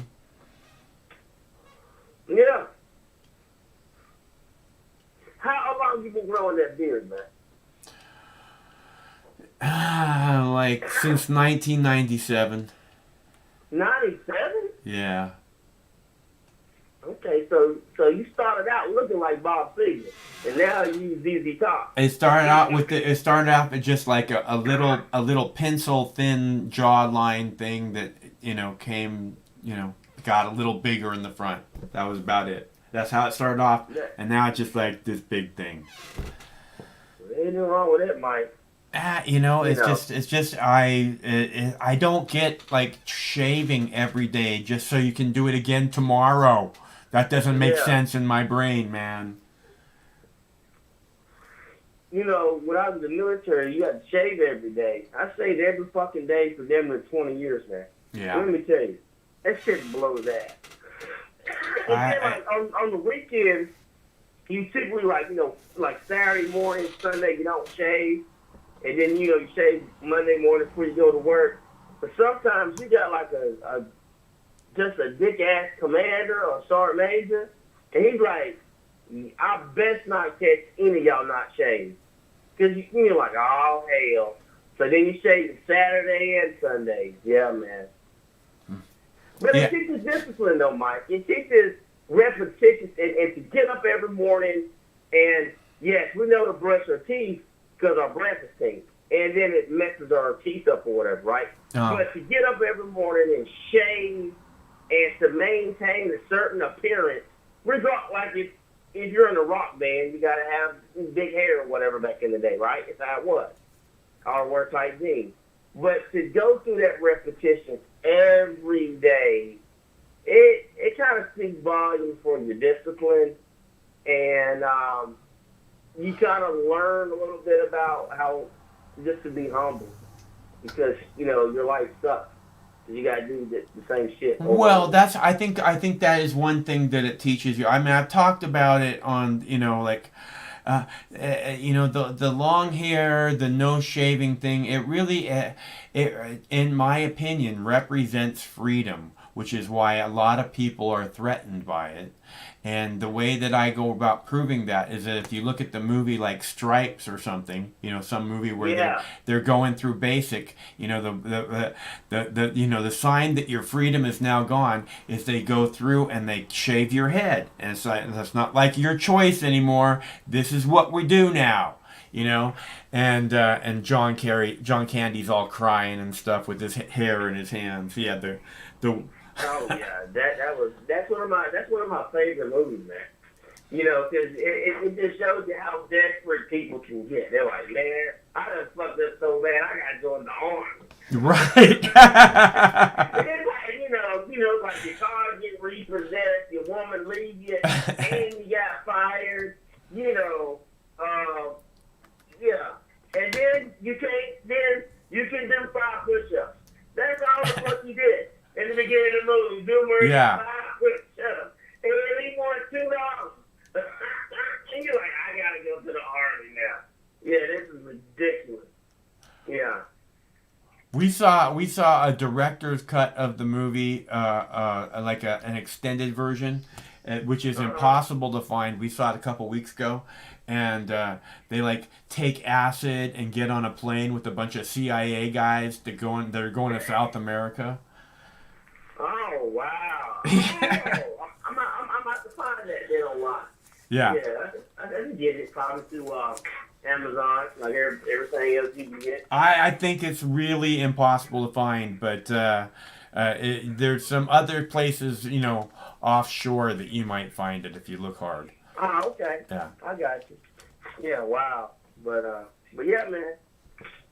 But I mean, I have so when all those years I was in the military, but some of the best years was my first years. Like basic training was hilarious. Let me tell you this story, basic training, Mike, and then I'll hang up with you in case anybody else wants to call. We can finish this shit. But check it out. Okay, so did you see the movie Stripes before or after Yeah. basic training? Before. Yeah. Okay, go ahead. Yeah. And so anyway, we're standing in line to eat breakfast, right? Uh-huh. And typically you got like 3 drill sergeants per platoon, but you got so many platoons, all the drill sergeants just treat everybody like shit. You know what I'm saying? It's a perfect environment to grow up as a man, I'll tell you that much. But anyway, the drill sergeant is out there with us while we're standing in line, to go in and eat breakfast. And these 2 soldiers run up to him, and they had no bootlaces. The reason why they had no bootlaces was because they was on suicide watch.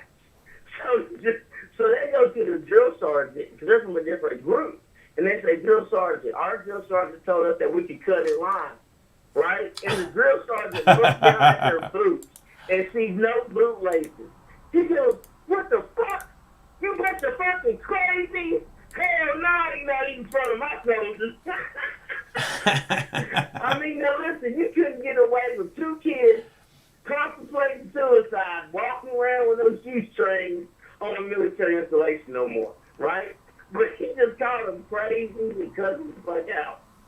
And in that same formation, he walks up to this, I remember this guy's name. His name was Hesley, Private Hesley, and he had a list.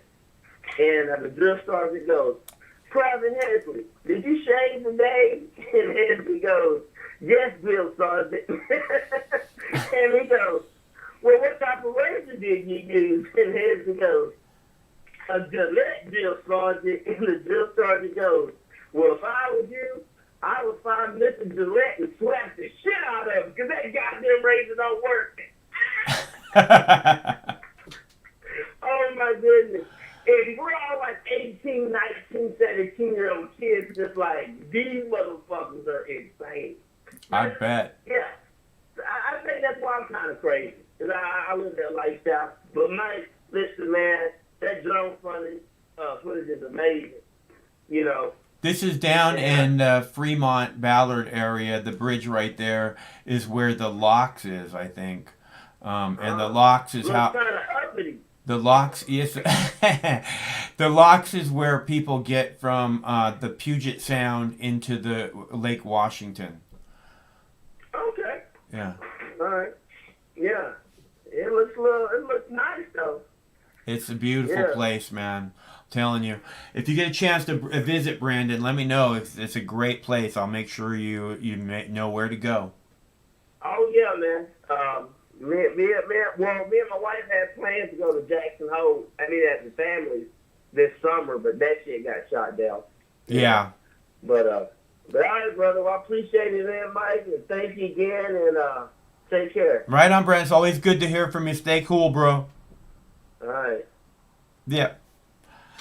That's our buddy, too, Bronze Star Brandon. I think he's from Ohio, I believe.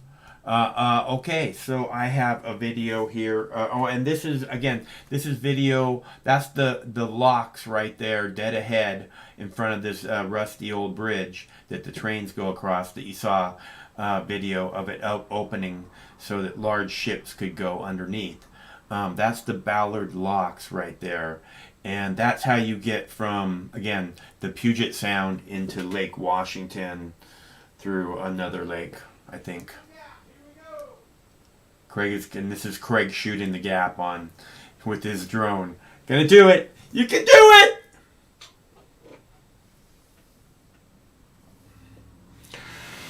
So we'll let that play so you guys can see Craig shooting the gap.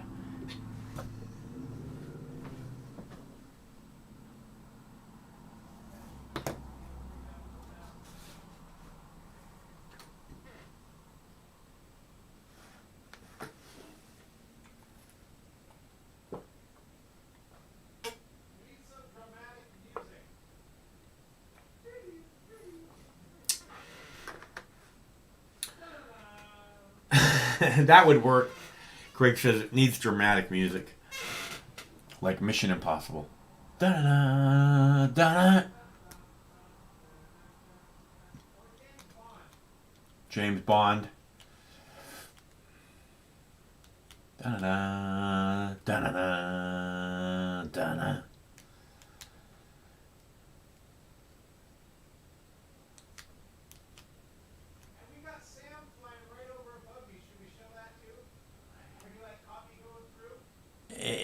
Yeah, if you want, I'm gonna play a video though. But when you go down here, we've walked the dogs across the locks before, and when you go down here and you look at you look down into the water, you can often see very large salmon. Oh yeah, and there was a I thought I saw a seal on this video too. Ah. But and there's a place where you can go underneath the water, and it's like next to what they call a salmon ladder, and it has windows, and you can see like salmon like this big, like swimming, you know, into get from the salt water into the because that's the Puget Sound. Puget Sound is salt water, and then the other side is fresh water.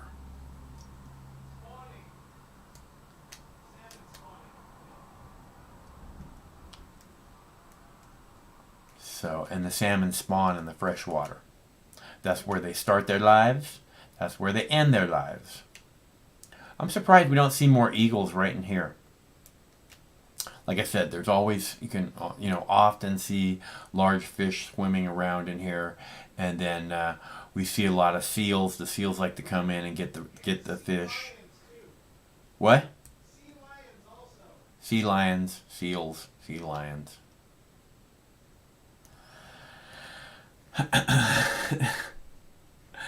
So it's a beautiful day there in Ballard at the Ballard Locks, and that is some pretty cool video of the fresh water hitting the salt water.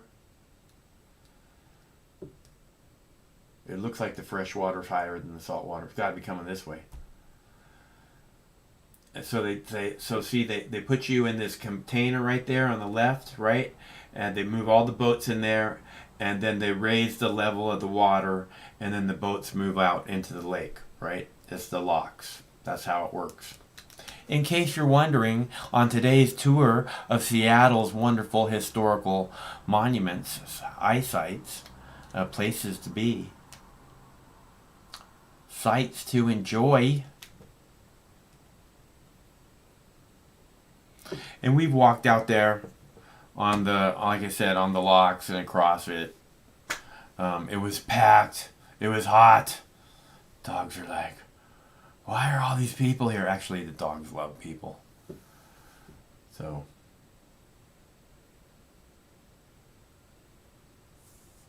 they're like, hello, who are you? Hello, who are you? Hello, who are you? Hello, who are you?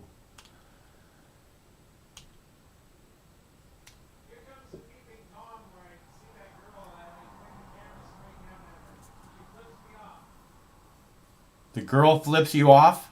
Watch close, dude.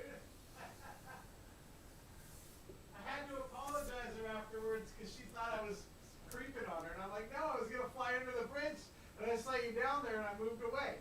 Ah. Flips me off. You watch. This is hilarious. So Craig says that is she sunbathing or something? Down by the bridge. See her on the ground? Yeah, she's sunbathing or something?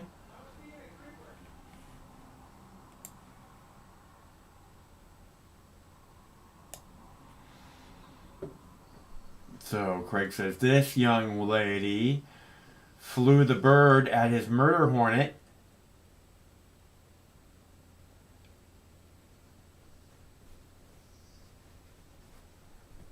When he's scoping her out under the guise of wanting to fly under the railroad.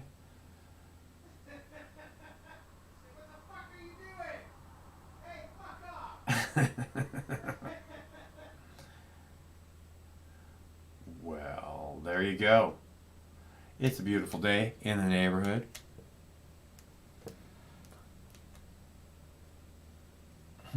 All right, so, ooh, that video's got 70 views.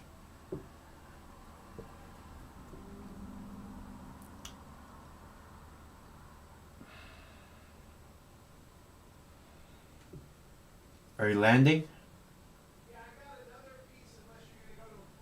Yeah, I'm going to play a clip here. All right, let's see. I'm going to play fire balloon attacks in, yeah, just a minute. Okay, and the thing about these attacks that they're saying they have to bomb Gaza for, you know, is like they tell us that they shoot down these rockets, right? They shoot down these rockets that are raining in on them, but we got that one, we got the rockets, but they can't shoot down balloons. And why can't they shoot down balloons? Because, in my opinion, the balloons benefit their cause and are really of no danger to anyone.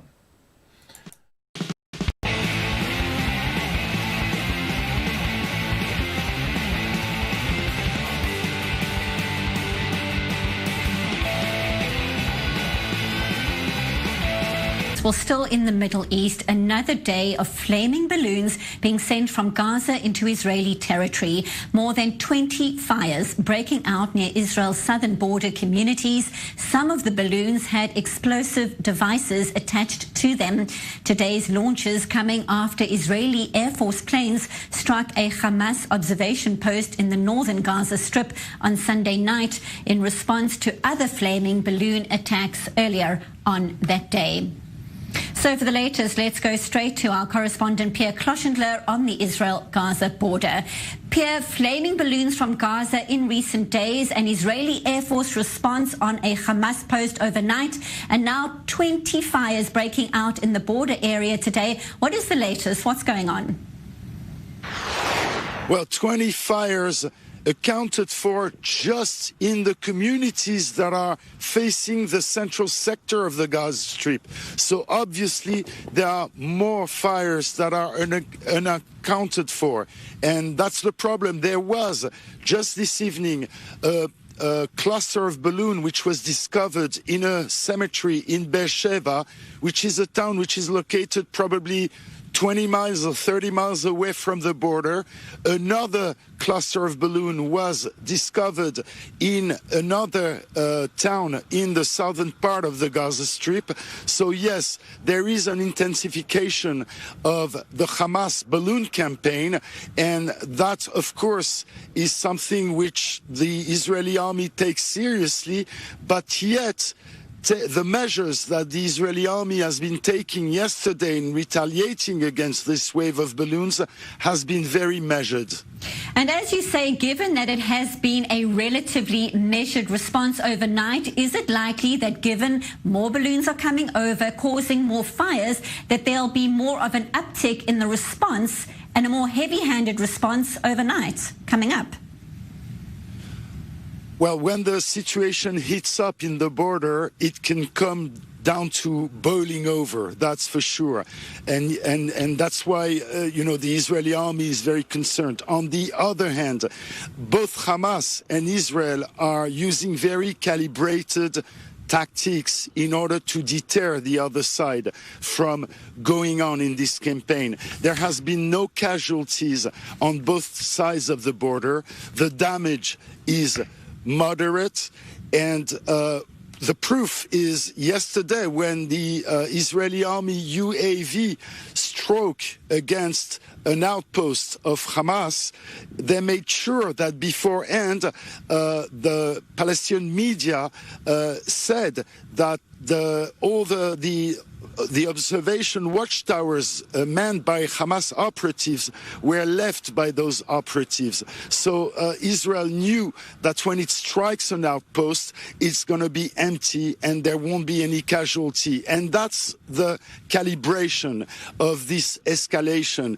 And probably the hope is that the things will die down after a while. Well, watching all those developments as they happen. Correspondent Pierre Kloschendler reporting live from the Israel-Gaza border. Thank you for that update.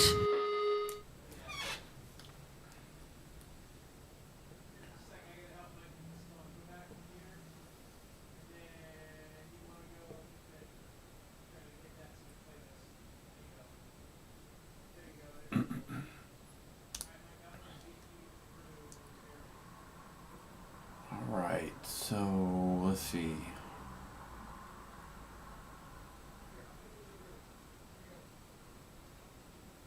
This is more of Craig's drone footage. Looks like our neighborhood.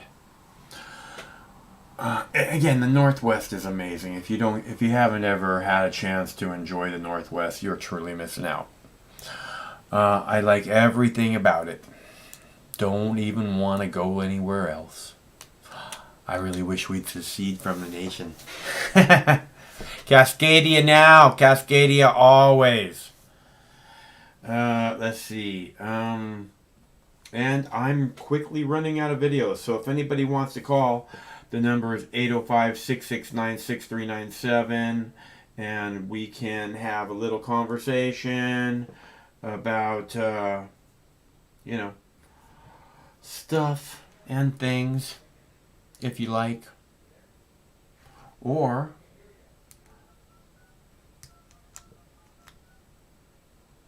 I can play more videos until I'm done.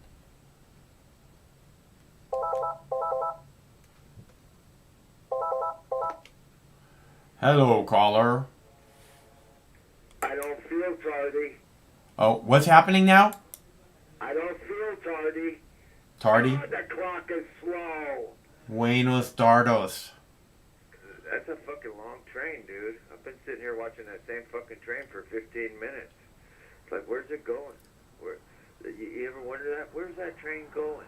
They always go somewhere, but you never know where. It's like the mystery train. Oh, look at that. There's the end of it right there. It's only 7 miles long. Yeah, a lot of them are filled with coal and they run right along the water. It's very dangerous. Yeah, well, in another life I was a hobo, hopping trains, running from the man, playing a banjo. It sounds kind of exciting. Yeah, don't try to hop on the ones that are going 50 miles an hour. Wait till they're going 10 miles an hour. I hopping a train seems a little on the dangerous side. Yeah, I don't know. I never done it, so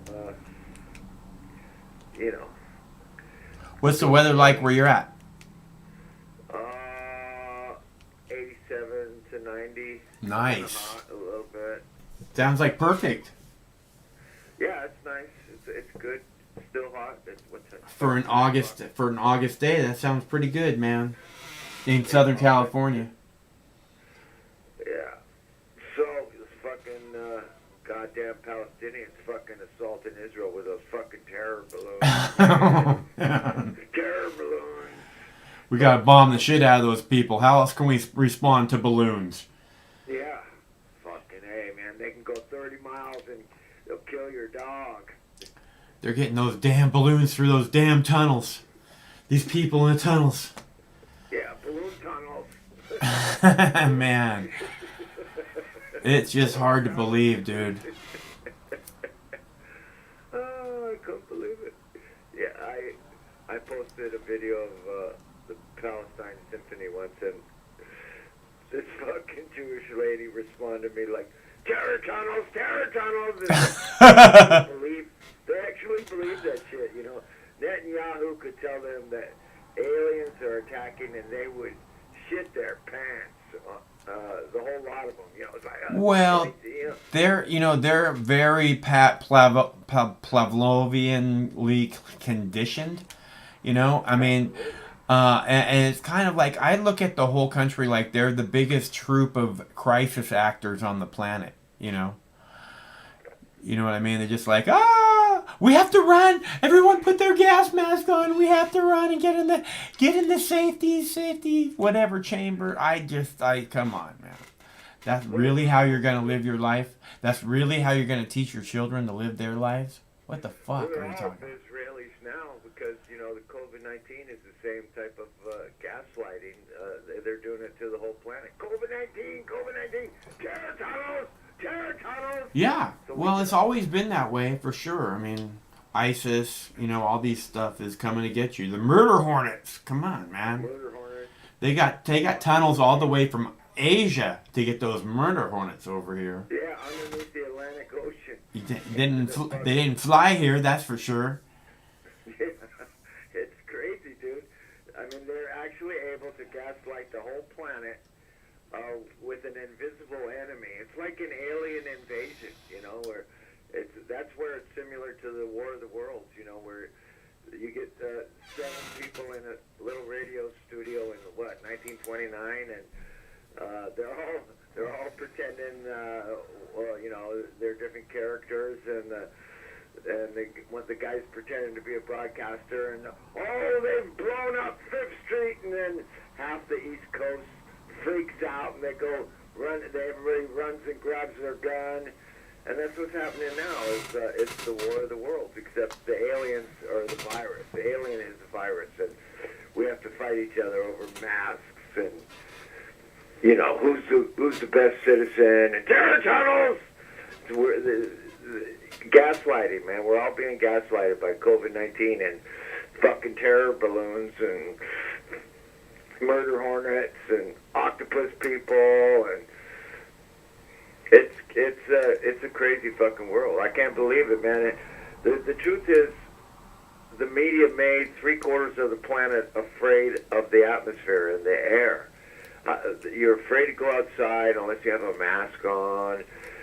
There's people driving in their cars with masks on. It's like, I'm saving the planet with a mask on, and it's craziness, dude. It's freak city, total freak city. Terror balloons, I should start my own terror balloon campaign, see if they bomb my neighborhood if I start a terror campaign, what I would do? What? Did you see? Hey, let me ask you. Did you see Trump get swept away from the podium today by the Secret Service?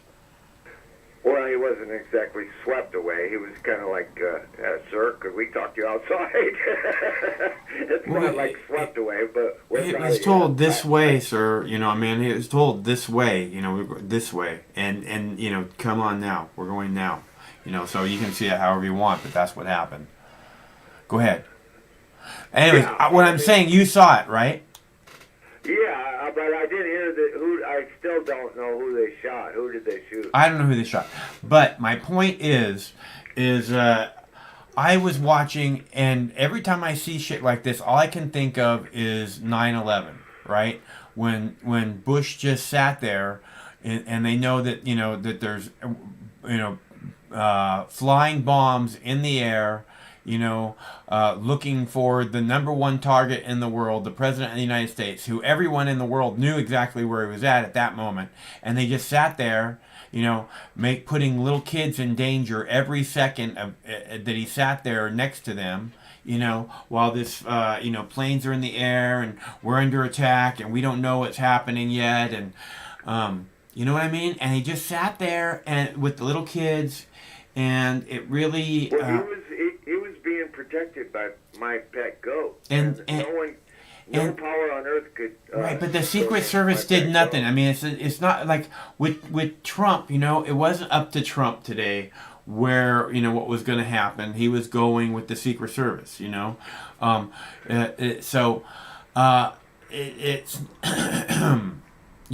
they just sat there. And I mean, I actually I have a clip of Dana Perino talking about how she knows that that as good as anybody that the President of the United States is the #1 target of any terrorist, of all criminals everywhere, blah blah blah, and it was and all I can think of is Bush sat there.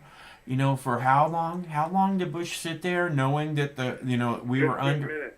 Yeah. 15 minutes. And then he made a speech. I mean, then he's. And he's holding the book upside down too. Yeah, but I mean, he sits there knowing that they're under attack. But that's not it. What I'm saying is, then they stayed there in the school after it was established that what was happening, and then they made a fucking speech, and it went on for a long time. They were at that school where everyone knew where they were at. Nobody was like, "We got to get the president to a safe spot," Not. Yeah, and the second time somebody came up to him and said, America's under attack. And he still sat there.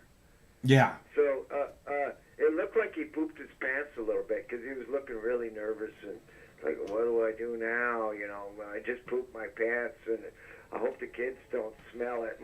I can blame it on my pet goat. I pooped my pants. My pet goat pooped my pants. Yeah, well, I mean, whether he pooped his pants or not, he's just sat there. But again, that's what the Secret Service is for. You know, the Secret Service says we have to get you to a safe location, Mr. President, and they didn't do that. You know what I mean? They just sat there like, okay, we know what's happening. It's all good. We got it covered. Which you can't cover. You can't fucking hide from a 747 with your name on it when everybody in the world knows where you're at, right? And the 747s are falling out of the sky like giant fucking air bombs. So yeah, that was a weird day, and anybody who's not mind controlled, which would not include most of the planet, can look at those buildings and you can actually see the individual explosions. They call them squibs, you know, and well, it was just the air pressure of the pancake collapse blowing the windows out. It's like no matter what kind of detail you get into, like I read steel blueprints. You know, I was reading steel blueprints in 1981. You know, so I know, and I use cranes to build those same to lift those same fucking beams, man. I know steel construction, and it took me till about 2005 as an ex-steel worker to realize that those buildings were actually blown up. And I was hanging upside down with no safety belt welding. You know, I was a wildcat fucking kid. That was the perfect fucking job for me. And, I know steel construction, but at the same time, the TV mind-controlled me up until 2005 when a friend of mine said, yeah, what about Building 7? And then I got a computer, and then I looked into it, and now I know, now I know. You bet your motherfucking ass. Those buildings were exploded, and they spent 100 times more on Clinton's blowjob than they did investigating the biggest fucking tragedy in American history. It's like, what the fuck? Again, look, here's my point, though. I mean, today, across the street from the White House, not inside the grounds, across the street from the White House, something went pop, pop, and then went, Mr. President, we have to escort you immediately to a secure location. In the fucking White House, you have to go to a secure location. Okay? Could have been the Taliban, man. Okay? Could have been So, the Taliban. right, but it was the Taliban or Al-Qaeda or whatever terrorist group that was dropping 747s when George Bush was president, and they let him sit there where everybody in the world knew where he was. They just let him sit there. They didn't do their job. It doesn't make sense. Well, they were protected. They were in a school, Michael. Yeah. So, I don't know. I mean, I understand what you're saying. It's like, yeah, he was being broadcast live. They could crash a 747 right into the fucking school. Yep. I mean, basically, if they want to kill a president, they can kill a president.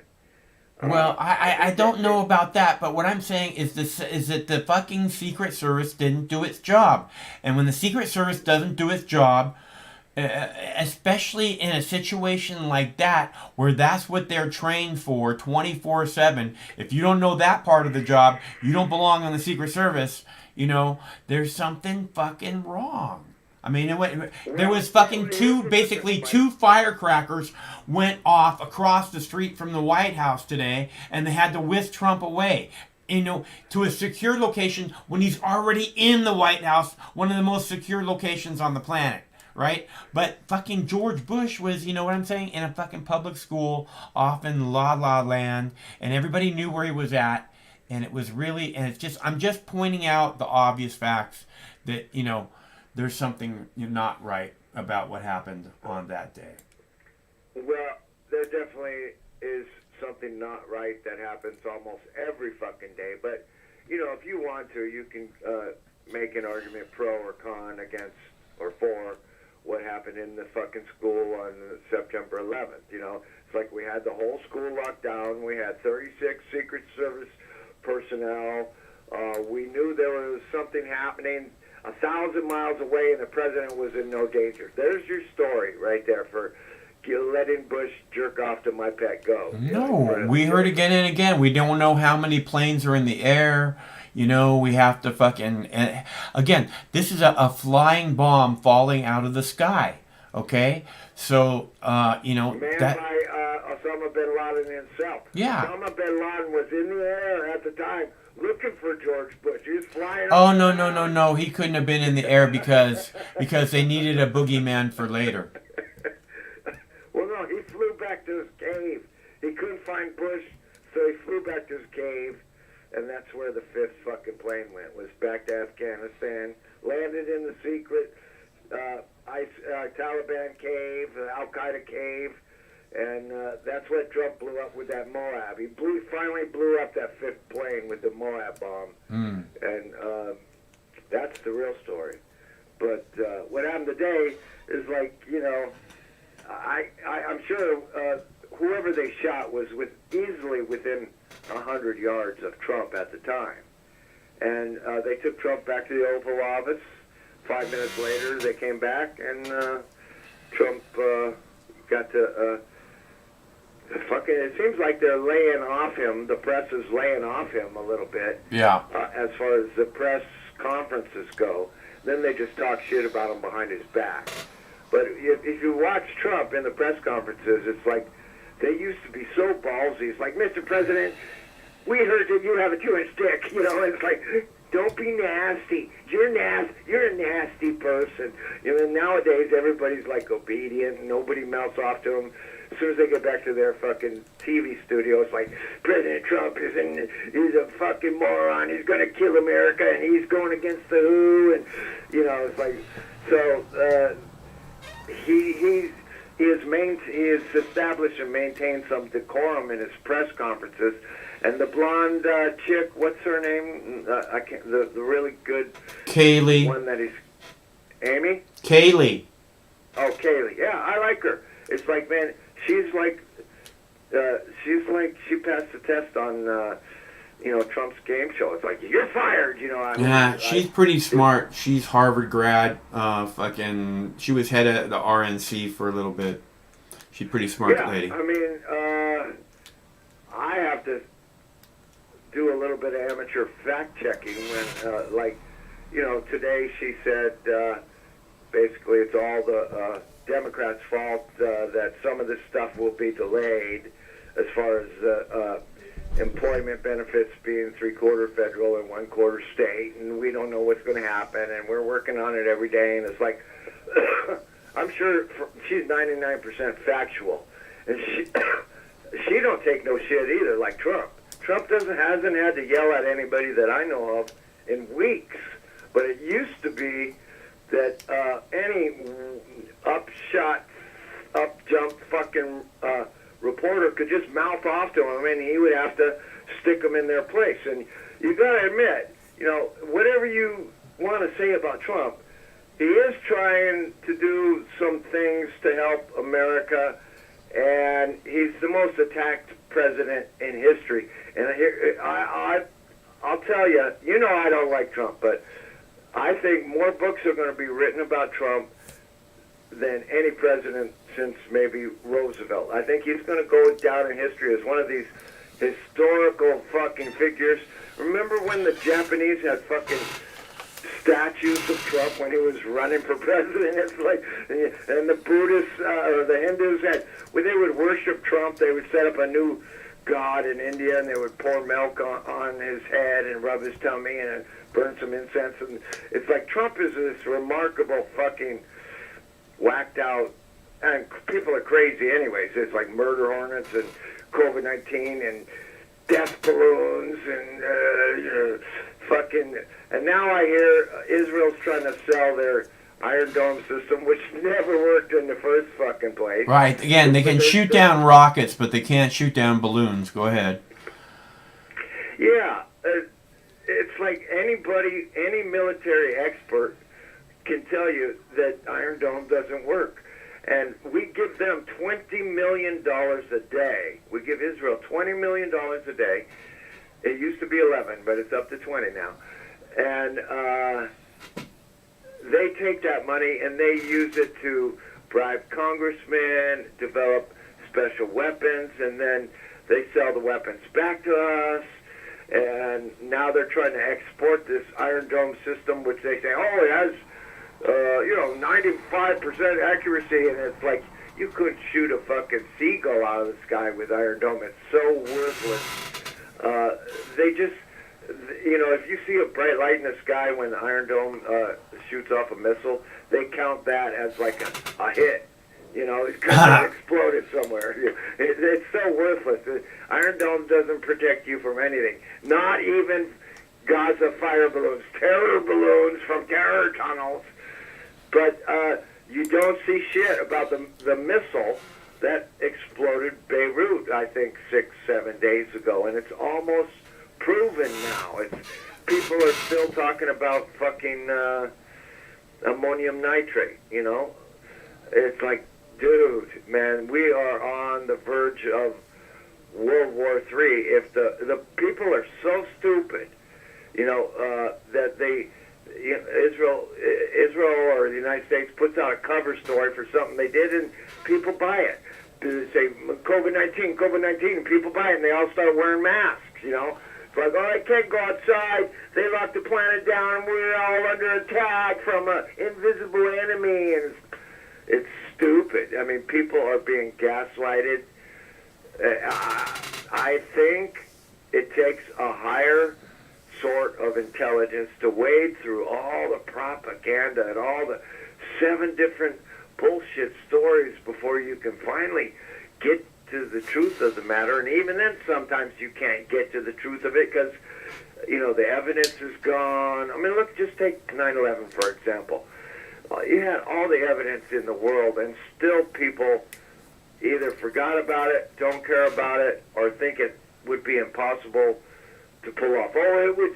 You imagine the amount of people it would take to pull off a job like that. Yeah, think about it. It takes hundreds of people years in advance to pull off a job like 9/11. So, and there's lots of evidence. Not number one, but a big one for me that sticks in my mind is, okay, a plane crashed into the buildings. Jet fuel exploded, most of it outside the building, started an office fire, and then the buildings fell down. And then underneath the rubble, there was molten metal for 3 fucking months! 3 months! How does that happen? Because jet fuel burns at 12 to 1500 degrees, steel melts at 2700 degrees. How do you get molten metal underneath the fucking rubble for 3 fucking months while you're dumping water on it? For 3 fucking months! Fuck that shit! When I was building a building in 2005, and one of my guys, who's now my best friend, he said, he kept going on, and I told him, listen, dude, if I ever find out our government did that, you'll have to kill me to shut me up. And sure as shit, here I am, 2020, and you'll have to kill me to shut me up because I found out, and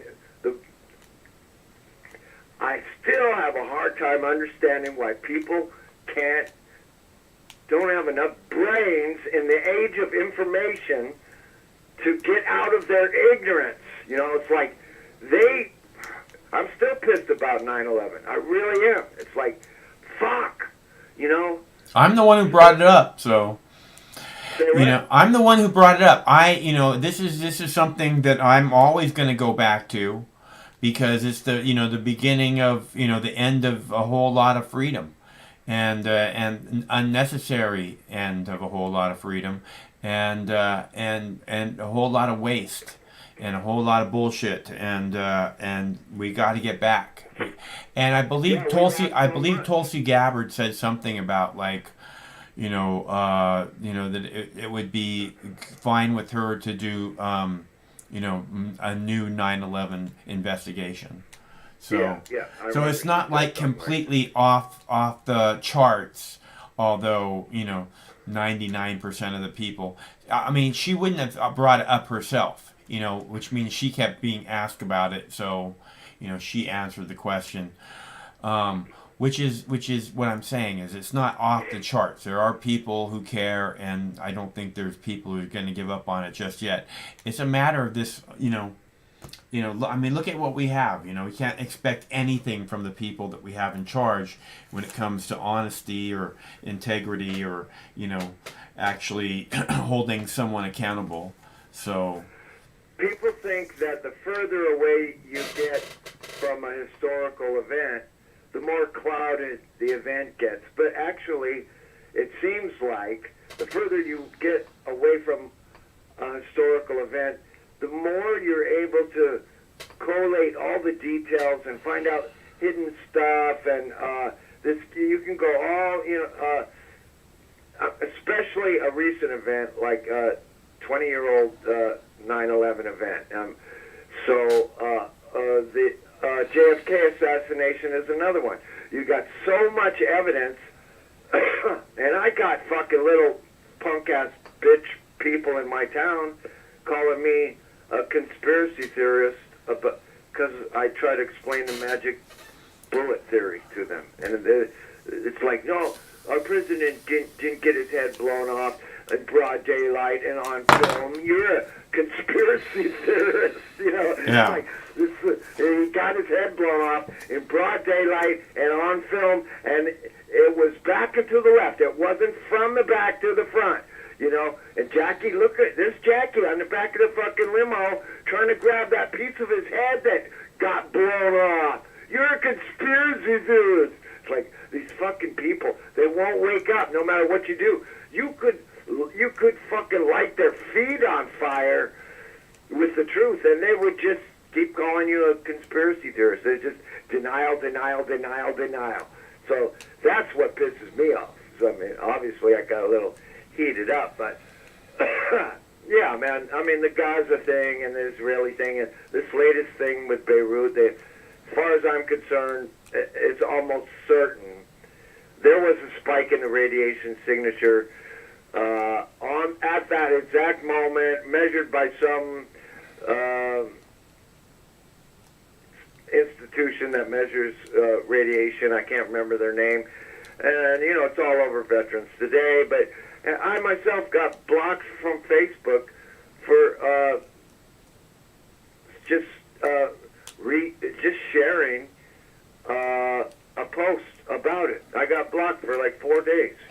Tomorrow at some time I'll get back on it. But it's like the truth is treason in the empire of lies, and it's like nobody's talking about it. Amy Goodman ain't talking about it. She's not.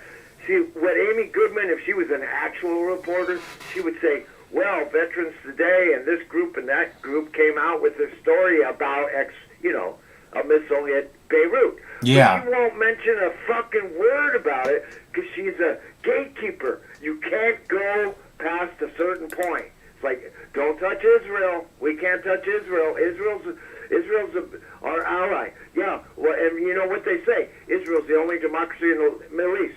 Bullshit. Lebanon is a fucking democracy, you bitches. Lebanon is a democracy. And they kicked those motherfuckers out today. I didn't catch your show. Maybe you put out a video on the fact that the entire Lebanese government resigned today. I don't know what you put out, but that's what happened. It's like the entire Lebanese government resigned. And so we'll see what happens.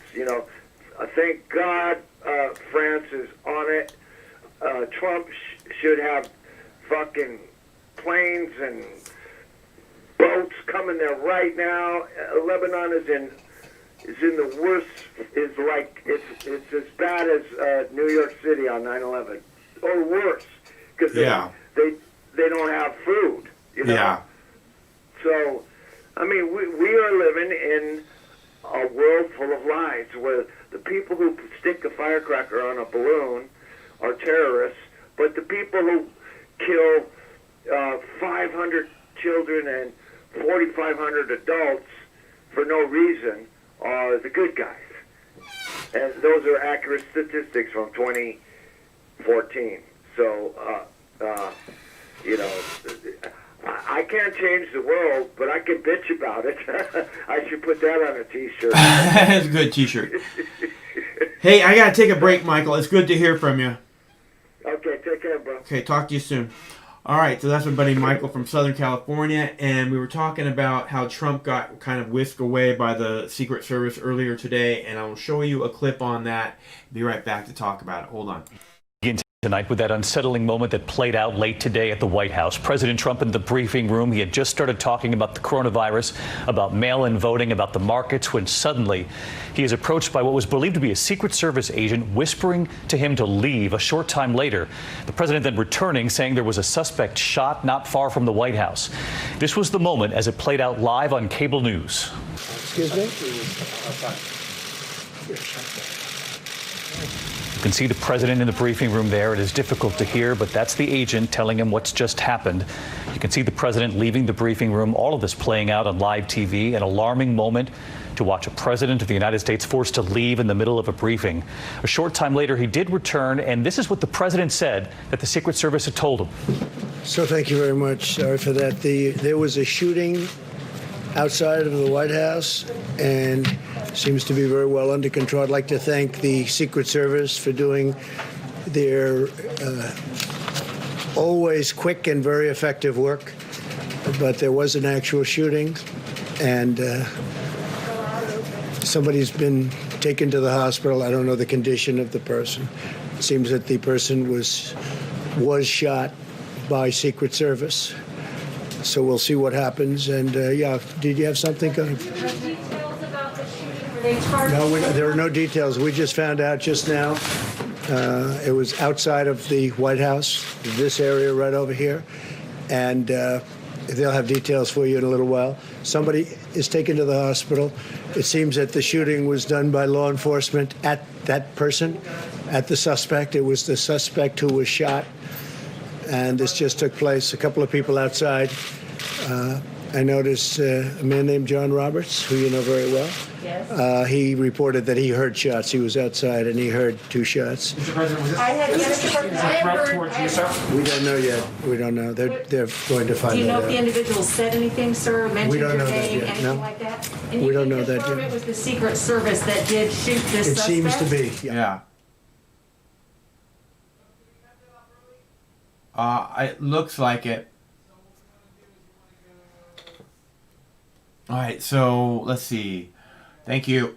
All right. So, anyways, what I was trying to say about that particular thing. Oh man, Craig, you moved the camera. I was moving the camera, and now it's gone.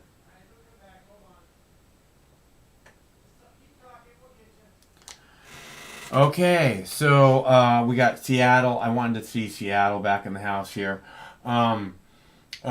We were talking about the Trump being escorted away from the press conference minutes after he started it today, really quickly after he started it, by the Secret Service, because someone across the street from the White House had, apparently there was a shooting. Right? So, and he's whisked off to a secure location so that, they don't have to worry about whatever, blah, blah, blah, president, And every time I see stuff like this, all I can really think about is the 9/11, right? When literally flying bombs, 747s are falling out of the sky wherever it is that they want to fall, and the president of the United States is in a school surrounded by young children who are in terrible, terrible danger every second that they're around him, and they don't whisk him off. to a secure location. Bombs are falling out of the sky, able to hit anywhere apparently, with incredible accuracy, right? And they do nothing about it. They just let him sit there. So I always have thought that that's a very telling thing.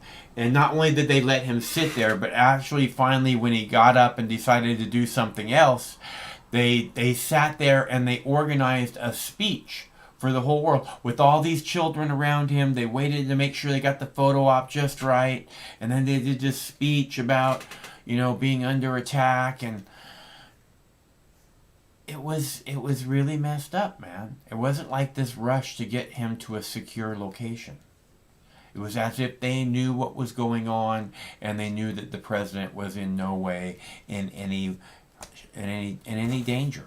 Which there's no location where the president is in no danger. I would think if I was a Secret Service officer.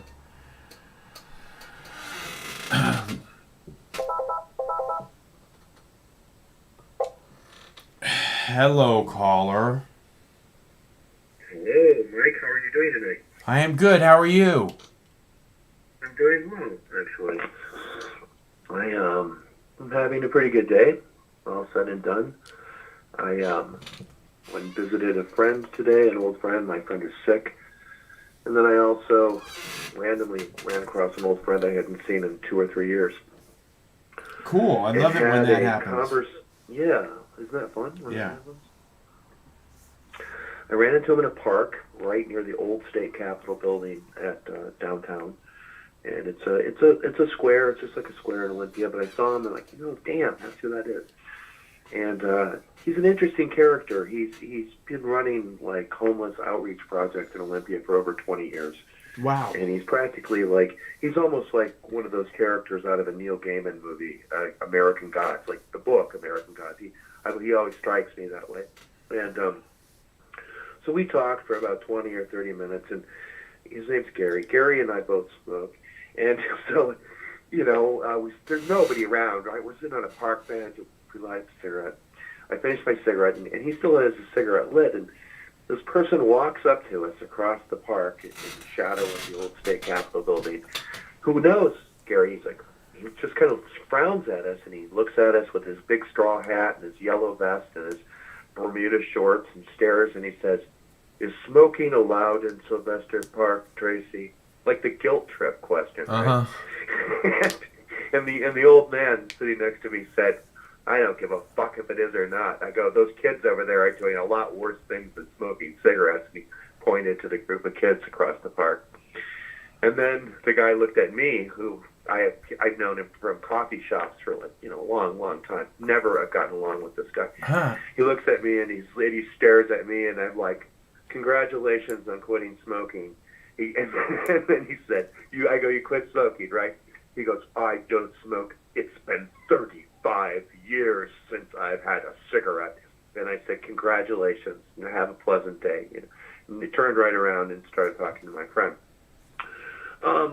But the reason I bring this story up, Mike, is because I watched a film last night. It was from 1956. It was directed by Don Siegel. It was black and white. I love old kind of film noir, black and white. Dana Winter, Kevin McCarthy, and Larry Gates. The name of the movie was called Invasion of the Body Snatchers.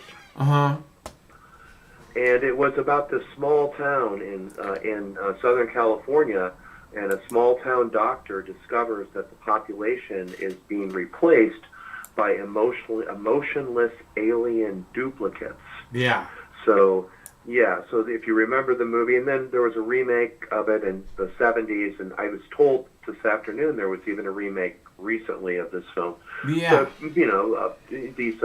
these seeds land on Earth. It's a plant, and the plant basically grows a seed pod. It's a sentient seed pod. And then when people go to sleep, their thoughts and everything is transferred into this new life form that shows no human emotion. It doesn't show love. It doesn't really even show hate. It just is kind of ambivalent about everything around it. And it's convinced that everyone around it needs to be part of it. And in the film, of course, the doctor and his girlfriend resist the desire to become part of the thing, and they end up being chased and persecuted by everyone in town. And the movie, I think, was a metaphor for neo-McCarthyism and for the Red Scare of the 1950s, when writers and when people who were working and teaching, and they were told, you know, get with the program, be a good American, be a patriotic American. You get better read than dead. Remember the story. And people who resisted that and didn't become those things, you know, were feared. Although the story can be told the other way, right? The story can be told as like, well, it's a metaphor for communism, and they all want to be the same and emotionless and so on and so forth. However, I think you could say there's satire involved, and it's like a little bit of double entendre, and the writers were smarter than that, and they fucking knew what was going on in the United States as we were going through, you know, 15 years of fascism, you know, killing people around the world indiscriminately. Yeah, I never really looked at it that way, but I can see that. I can understand the sentiment coming from that you know, that direction for sure.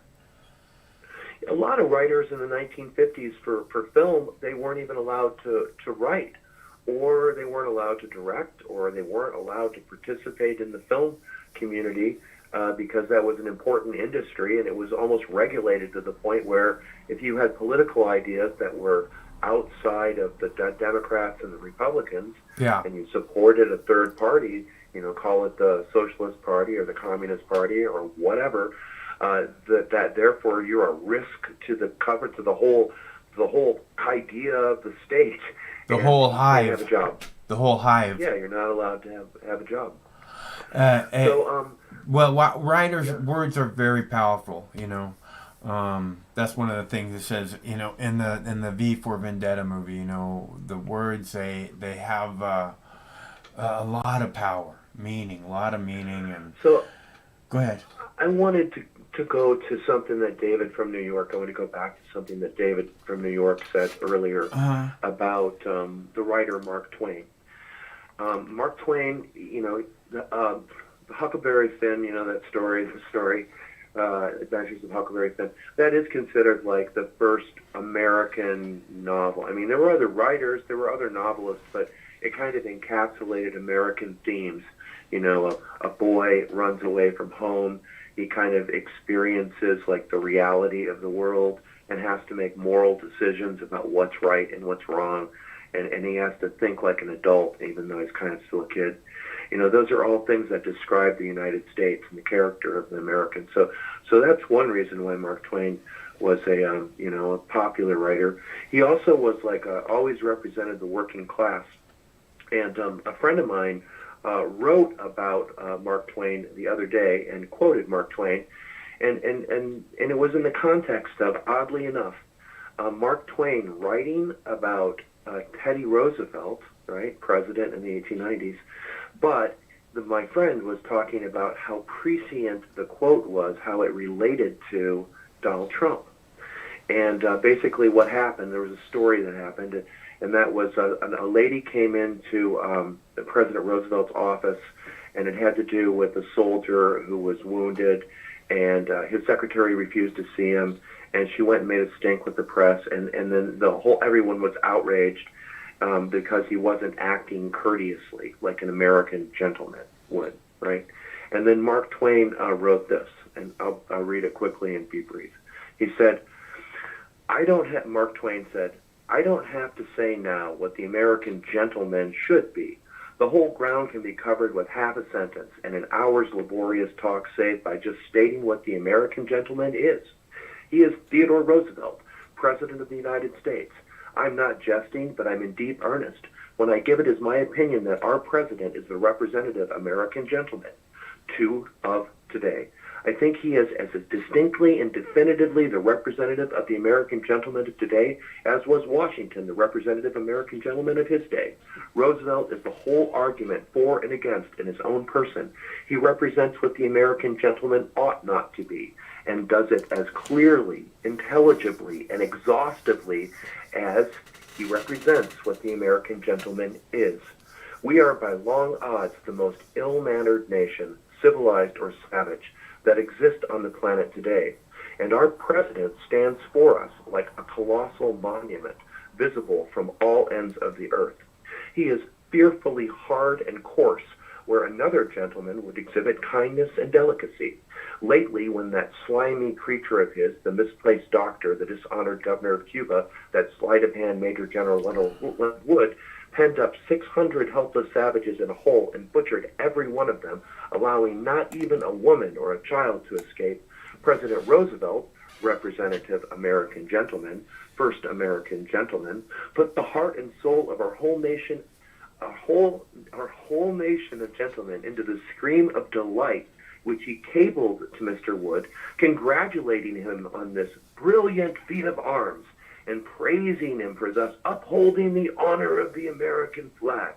Roosevelt is far and away the worst president we have ever had, and also the most admired and the most satisfactory.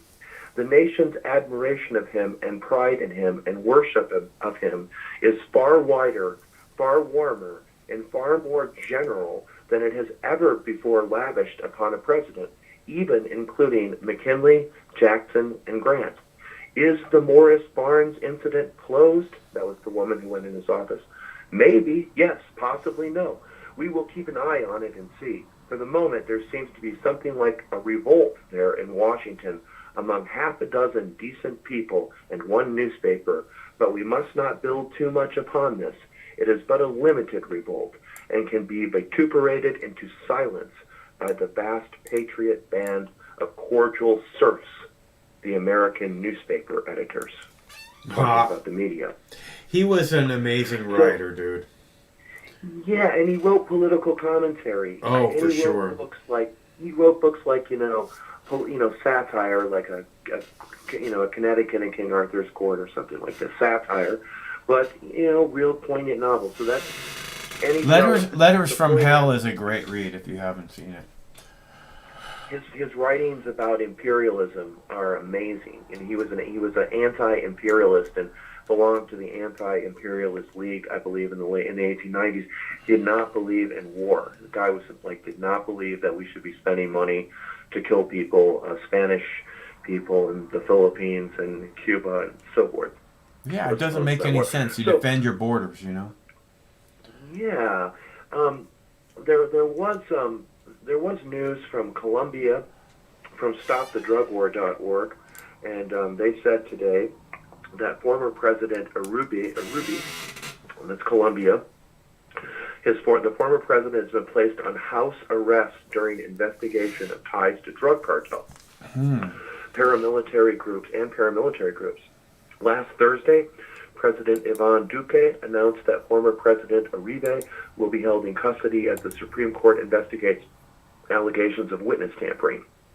Uribe, president of Colombia from 2002 to 2010, has long been accused of criminal activities, including having ties to drug cartels and paramilitary organizations.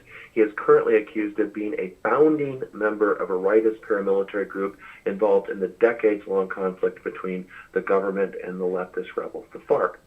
So, I've heard this guy's name before, Uribe, president from 2002 to 2010. So right now, he's being arrested and he's being held in detention. But I found this article from the World Socialist website, and this was from January of 2020, and it kind of gives background to the story. It says, former Colombian President Uribe linked international drug trafficking through the Sinaloa cartel, which is the cartel in Mexico. And basically what happened was there were allegations made by a journalist kind of looking at this airline, this Colombian airliner called Air Cargo Lines, that was flying from northern Mexico to Colombia or something like that. And they had links to right-wing paramilitary figures, smuggling the cocaine, working with the army, the intelligence, and other government institutions, all related to this Alvaro Uribe as he was president. And And then from the article from the World Socialist website, they said, according to air cargo line security staff between 2006 and 2008, while president, Urube received large bribes from representatives of the Sinaloa cartel in exchange for helping traffic 10,000 kilograms of cocaine from Colombia to Mexico. As part of the deal, Urube authorized the construction of an air hangar on the grounds of the Bogota airport to be used as a logistical hub for the operation, and instructed the country's aviation authority to allow a privately owned Mexican DC-8, it's a large plane, aircraft to fly in and out of the country without first passing through customs. And apparently the cocaine was provided by the Colombian Paisa cartel, which is made up of ex-members of the Auto Defense Units of Colombia, which is the United Self-Defense Forces of Colombia. Described by Latin American Crime Research Organization as a coalition of right-wing death squads that used the Civil War to camouflage their illicit economic activities, drug trafficking, displacement, kidnapping, and extortion. So that's who this fucker worked for. That's who this guy Urube worked for. He worked for right-wing death squads who were using drug smuggling as a way to finance their guns to try and kill leftist insurgents in the Civil War. And, of course, the U.S. government has been giving the government of Colombia money for, like, ever. Yeah. Like, they get money from us, like, for like 35 years or something like that.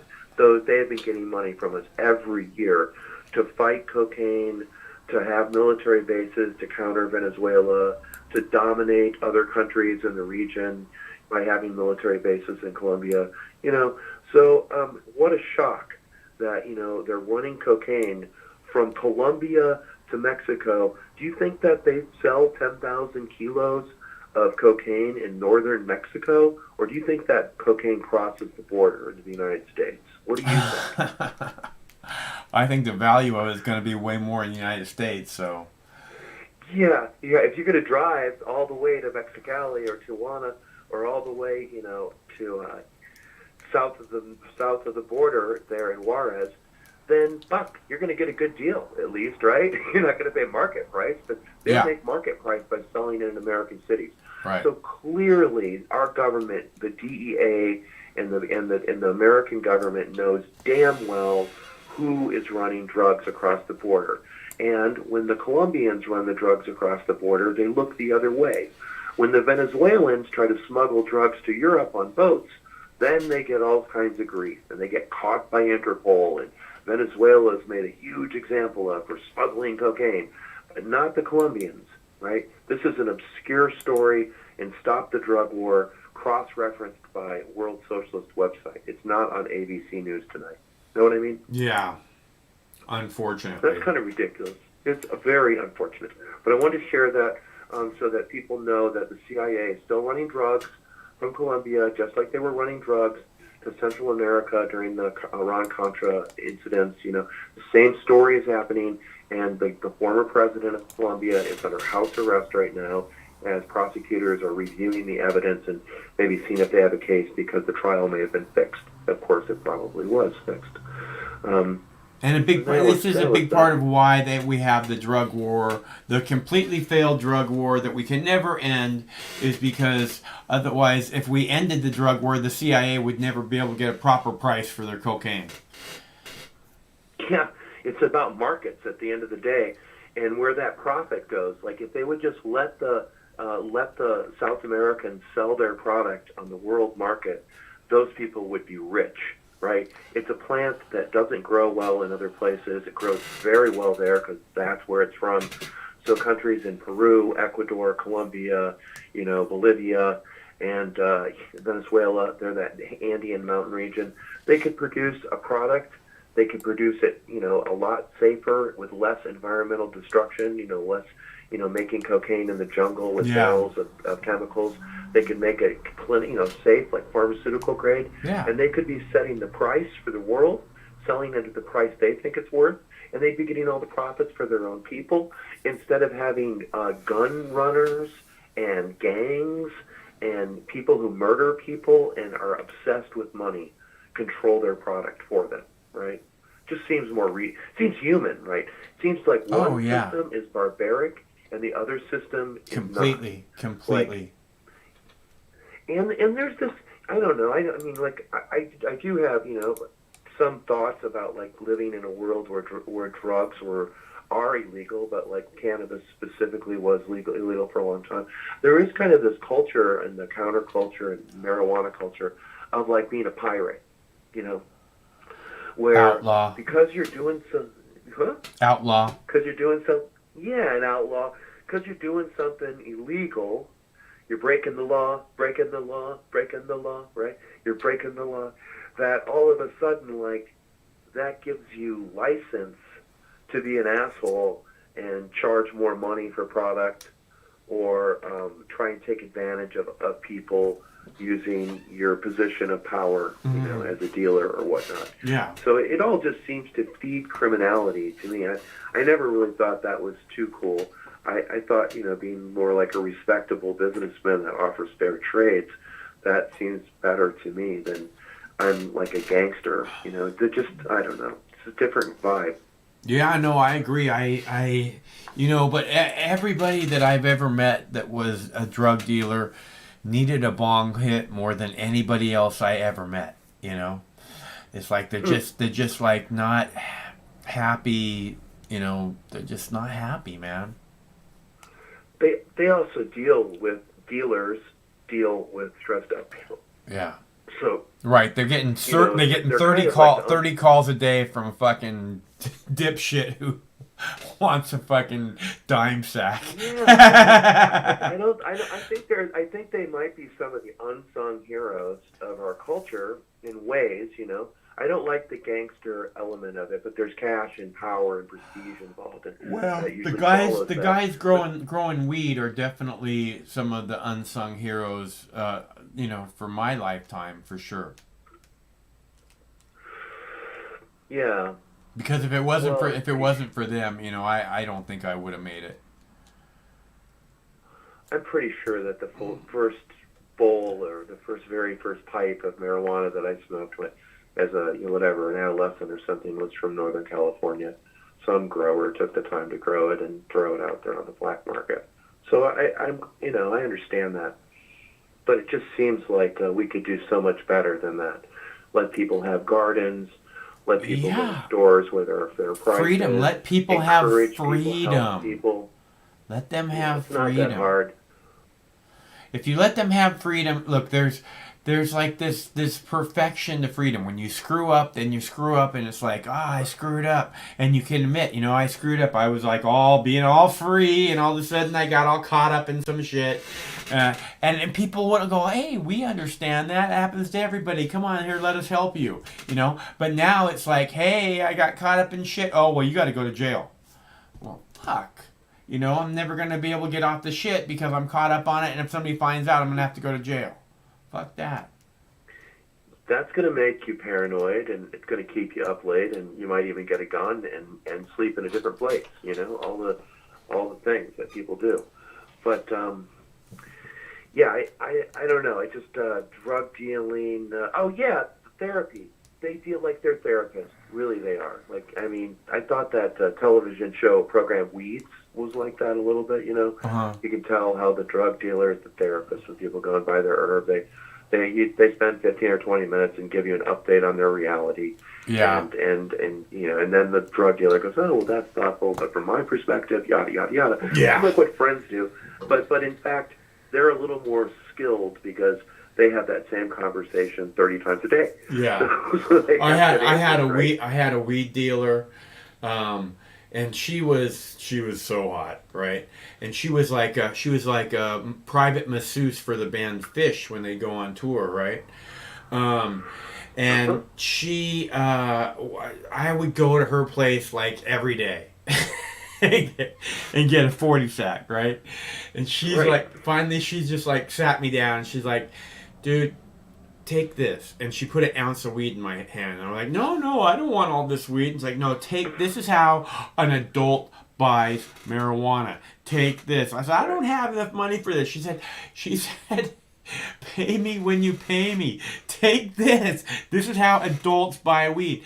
And then I always bought an ounce of weed after Save that. yourself $70 and do yourself a favor. Yeah, this is how it's It was done. actually a nice thing to say. It was a nice thing to say, actually. Yeah. It was a thoughtful thing to say. Right. Being aware of your finances and stuff. Not everybody has to say that, but they don't always say that at the recreational store either. It's a nice thing Like to when you know. negotiated the price. She could make her extra $100 a month off of me, or $100 a week, basically, is what it was. You know, but instead she's like, look, this is how grown-ups buy weed. Take this. And then it was always nice having a fucking grown-up sack of weed when everybody else has got a 40 sack. I got a grown-up sack of weed, you know? Oh. At the end of the day, you're not really smoking any more or less than you normally smoke. I don't think, just because you have a bigger bag, it's just less expensive. That's just how it works, I think. I mean, your consumption is basically the same after a certain point in time, unless, I don't know, people have different habits, but that's what I've noticed. People's consumption is very consistent. That's true with a lot of different substances that people use, you know. Alcohol. There's different stress is a big factor in that, though. It's like when the COVID-19 plague started, in January or February, whenever we started talking about it, I was like, I'm eating twice as much brownies as usual, and I recommend that you do the same, It's just a normal thing. It's like if I am spending a lot of time with a woman, I tend to smoke twice as much weed. That's interesting. Well, you feel a little more anxiety, maybe. It's there's more soap opera,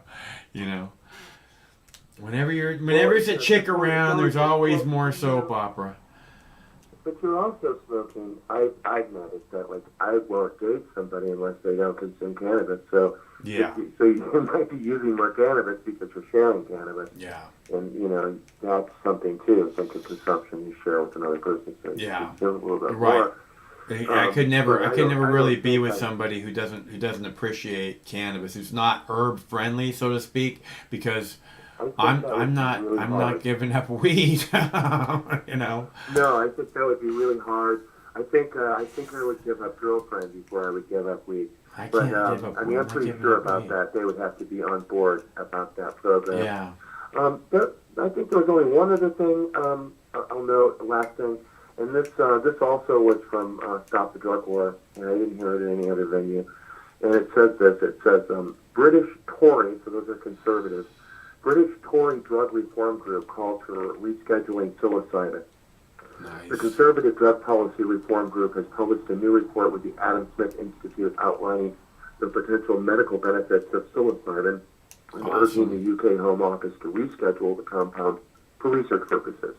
The not-for-profit group also urges the Home Office to reduce regulatory restrictions on the compound to allow for research into its medical efficacy.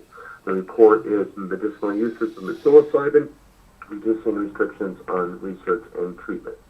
So even conservatives, which would be Republicans in America, but conservatives in Britain are looking at this idea rationally. And why? Because they have kids who are depressed, right? They have friends who are depressed. Some of them, they've got to fucking be depressed. If you were in government, I bet you were depressed. You'd be depressed, right? So if you tell lies all day long and do evil deeds, I think it could be hard on some people. Yeah. So when some of their hippie friends or some of their natural friends encourage them to try psilocybin, a few of them do, and they realize it's not as dangerous as advertised and so on and so forth, and so gradually, even psychedelics are becoming, but people are starting to legitimately question. And the other thing about that story was the pharmaceutical companies, right? So they know that it works, just like they knew that cannabis was effective medicine in the 30s. They knew that. So one way they can get around it is if they can isolate the compound and then they can reproduce it. Right. And put it in a pill and then say, here you go, here's your happy. But it's not the same thing. They make a synthetic form of it. It's not the same thing. It's like Marinol. Marinol is not the same thing as eating cannabis. Yeah, that one I found really funny. I told you my mom died of cancer, but I found that one to be funny, like in a peculiar way, where at the oncologist office, sitting around waiting for test results or something, and everybody, housekeeper, best friend, all her kids have said, you really should try smoking some marijuana or using some marijuana to help you with your nausea and help you with your pain. Oh, no. So in the oncologist office, and right there in front of the secretary's face is like, these little plastic bag adverts for Marinol. Just right in your face, like Marinol. Marinol, right there. Marinol, feeling nauseous because you're taking anti-cancer medicine? Yeah, try Marinol, right? And it's just strange. Like the invasion of the body snatchers, my mom was not able to break out of that mold and do anything that her doctor told her not to do or that the government told her not to do. Yeah. Right? And that's that fascist mentality that a lot of people have just been, they only watch network news. I mean, I know people my own age, and I'm a Gen Xer or something, but they also get all of their news from television, right? Mm-hmm. People I've known for 30 years, they're getting their news from corporate television. And guess what? Their political views are more conservative than mine.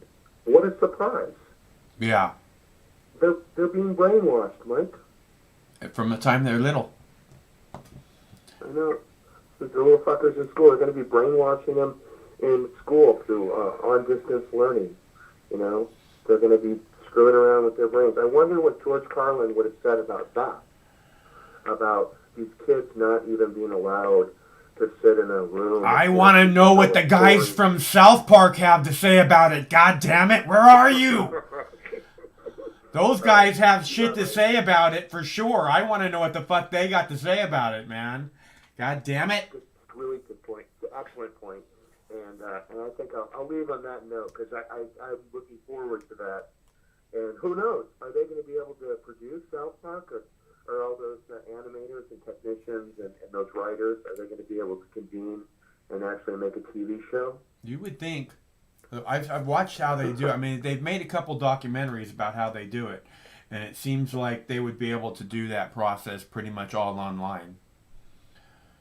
Well, I like satire, so I'll look forward to that, and maybe that'll cheer us all up. I have been peeking at the onion a little bit, and that helps a little bit. But it isn't, it really isn't that. There isn't for me too much to be cheery about because that analysis of Mark Twain, where he said Roosevelt is kind of the embodiment of the American gentleman. Uh-huh. That is, we are kind of like the man who carries the big stick, beats the shit out of people around the other side of the world, and gets what we want, tells women to sit. Well, that is the persona of what Americans are. I mean, they used to call it the ugly American. It's that movie in the 50s, The Ugly American. Uh-huh. The guy who goes back to Ireland to buy land, and he's just perceived as being this, whatever, guy who's trying to take advantage of the situation. It's complicated, but like our persona, I mean, we're also not very old. We're only like our nation's only 225, 250 years old. We're not very old as a nation. Yeah. So there's a lot of things that are, so Donald Trump, who is really like an impetuous child, and he's been drawn, a lot of political cartoonists in the newspapers draw him that way, right? As this big baby boy with like a big stick in his hand, crying and eating something. Fuck you, impetuous child. Yeah. And that's kind of what Mark Twain was talking about with Teddy Roosevelt. The American gentleman is not a gentleman. Yeah. So, I don't know. It's kind of funny in a way, really sick way. It's funny that this is the guy representing us. He is the guy who represents the country that gives the money to Israel, gives the money to Colombia, whatever, threatens countries around the world, doesn't pay its workers decent wages, doesn't provide basic social services to the poor. That is the guy. That's what he looks like. He looks like Donald Trump. Yeah. It's just like too much in your face to be real. And it's not going to change. So I'm not optimistic. Yeah. And it's unfortunate, huh? Maybe it means I need to, watch more films or something. I don't know. Or do something so I don't go crazy. because I don't see a political out here. You know? I know. It's so hard. It's so hard being in times like this and not being able to see a political out. It's just like how much longer do we have to live like this? You know. And then you have people telling us it could get worse. Oh yeah, every day. And then how much worse could it get? Not that it could get worse. It's gonna get worse. It's gonna get worse. It's gonna get worse, and it isn't like a good thing or bad thing. It's gonna get worse because it's set up to get worse. Yeah. And as that's the everything plan. unfolds, it's just there's nothing. I don't know. So that I guess that is pessimistic. That isn't optimistic. You know, I had somebody ask me a couple of weeks ago if I was an optimist or a realist, and I looked at them funny, and it's just like, well, I don't like to believe in fairy tales. You know, and I'm not a pessimist, but I probably am a realist. I try to be realistic. It goes back to this fucking labels thing, dude. You know, we're all combinations of both. It's just a matter of what it is you're talking about. You know. And when you're talking. Yeah. Yeah. All right. Hey, I'm going to listen to the rest of the callers. Mike, thanks so much for the conversation and the chat with Craig earlier. And I really hope that you get that super chat up. Yeah. Get the super chat up. I hope that works. Yeah. And I'm looking forward to listening to the other callers. Right on. Okay, it's good to hear from you, Chris. Thanks for calling. Talk to you soon. Yeah. Thanks, Mike. Bye. Have a good night. Peace. All right, so I have another video here for you. I'm going to play this real quick. I'll be right back. City Council will likely vote to cut millions from the SPD budget any minute now. While it won't be the 50% that protesters were demanding, the police department says those budget cuts will lead to officer layoffs and some entire programs will be disbanded. We have a team of reporters covering all angles of today's votes and the reaction to them. We're going to start with Como's Patrick Quinn. And Patrick, where do the proposed cuts stand as we speak? Eric, as we speak right now, I've got a laptop standing on the ground right beside me. I'm watching as Teresa Mosqueda, she is in charge of the Budget Committee. She's giving her final comments, and we are expecting any moment the entire council to vote on this very controversial 2020 amended SPD budget. Now, earlier today, it already got through committee with an 8-1 majority. Shama Sawant was the only council member who voted against this proposed budget, and so far, all of the amendments that we've been talking about for the last week or so, including cutting SWAT, cutting the navigation team, cutting Harbor Patrol, cutting officers inside schools and on mounted patrol, all of those amendments have been passed. We're now just waiting for these final logistical moments, and it could happen at any moment before all of these cuts will be final. Now, we've talked to you about some of the cuts, and a lot of today went as expected. One thing that did not go as expected, something of a surprise, a reversal. Last week, the City Council voted an amendment that would cut the salary of Seattle Police Chief Carmen Best by roughly 40%, as well as the salaries of 12 other commanding officers. Today, they backtracked on that amendment and instead will only cut the chief's salary by roughly 6%. Here's Councilmember Lisa Herbold, who sponsored this new amendment, on why she changed her mind. I feel in retrospect that I made an error. I did not have enough information about the impact of this vote.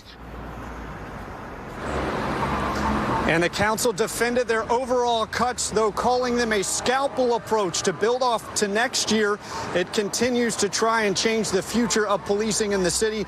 These approved minor cuts include trimming the SWAT team, Harbor Patrol, cutting mounted patrol, school resource officers, like we said, along with, of course, disbanding the city's navigation team, which responds to homeless calls. And I'm checking back into my laptop, which is sitting on the ground. Teresa Mosqueda is still speaking as we speak. And again, it is a formality at this point. We expect the entire council to vote how they did in committee. For every council member is on the Budget Committee. And again, that vote went 7-1, 7 in favor of passing this budget. The lone person who voted against it again was Shama Sawant. She, of course, believes that the police department should be stripped by 50% and that the cuts today aren't enough. So we expect the vote again to go just like that. 7 in favor. Shama Sawant has indicated she will not vote for it for the exact same reasons. We'll be watching it closely and update you as this vote happens. Back to you. All right, we'll check back as they make it official. Patrick, thank you. Council members are calling today's final vote a down payment toward larger defunding in the 2021 budget. KOMO's Tammy Mutasa is live with what those next steps will look like. Tammy? Yeah, Molly, as Patrick also mentioned, I've been watching this meeting very, very closely, and it's been a very polarizing debate. But let's take a look at what things will look like in the next steps. Now, the council has admitted it would not be able to hit that 50% defunding mark protesters wanted, and some of them pledged for 2020. They will focus on getting to that 50% in the 2021 budget. That's the big thing now, which council starts working on next month. Councilmembers say as for the 100 officers that will be cut, some of those cuts will start in November. Council members say it will be up to the chief to decide who that will be and how that happens. Now, they've been advised it could take 2 to 4 months for each position that's being reduced to be bargained.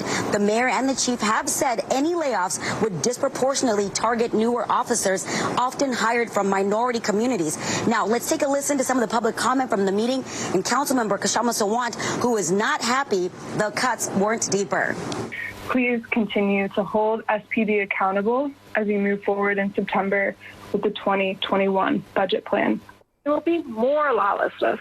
You're not paying attention to the reality of the situation in Seattle.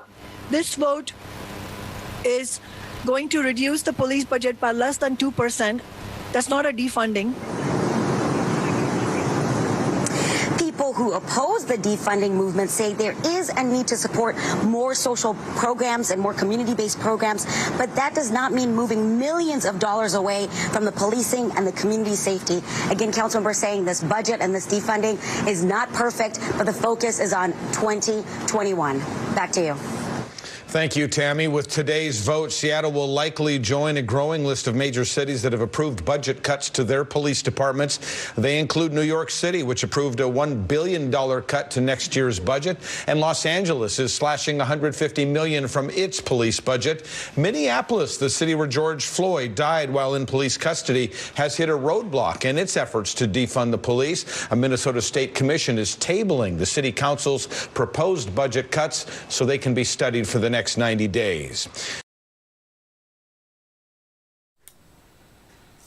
All right, so that's where we're at on the SPD. Last I heard, right before we did the show, I'm going to go check in on that here so you guys know what's going on with the defunding.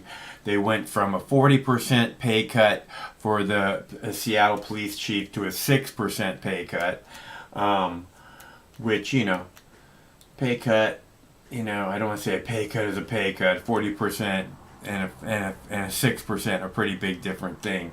But it's good to know that they're still giving her a pay cut. Although I imagine she can make that up with the click of her fingers. Okay, so because Chief Best is a horrible human being and needs to go somewhere else. It looks like that's the police union building in Portland that the cops are all surrounded and looking aggro. They get the people hate the police union, and I think with really good reason the people hate the police union. So it makes sense that they some of these buildings that they attack make a lot of sense that they're attacking them. So you guys understand. And that's all my videos for tonight. I have one more, but I posted it on the YouTube page already, so you don't need to see it here. If you actually wanted to see it, it was already posted. You could go there and see it now. If you haven't been to the YouTube page, there's over 11,000 videos posted on this Mox News YouTube page. So you want to go there, you want to subscribe, you want to hit the notification bell, you want to take a good look around. There's a lot of things to see. And otherwise, we do this every Monday through Friday at 7 p.m. Pacific time, which means we'll be back tomorrow night, same Mox time, same Mox channel. And until then, stay cool, because one of these days, this war is going to end. No matter which mouth you feed on a two-headed snake, it still shits the same turd. But lucky for you, you have Mox News. More than 10 years More than 60,000 videos. Mox News has been filtering the nonsense and illuminating the bullshit from your mainstream media. Turn off your TV and turn on to Mox News. For over a decade, documenting the socio-political events that have etched and carved the pathways that define today's modern mess, Mox News has been providing clarity while faithfully bringing you today's relevant stories 100% commercial-free and subscription-free. And just like Lady Liberty vows to remain free. But at this time, we're asking you for your help, your patronage, and your support to keep the lights on and the videos rolling. For less than 17 cents per day, you can become a basic subscriber, knowing that your donation is truly making a difference that will help continue bringing the news stories that make a difference in your life. Turn on, tune in, and drop a couple dimes today by clicking the link below or visiting moxnews.com and show your support at any level. From a single one-time donation or dedicated monthly subscriber, do it now in less than 2 minutes. All donations are safe, securely processed, and verified using PayPal, Visa, MasterCard, American Express, or Discover Card.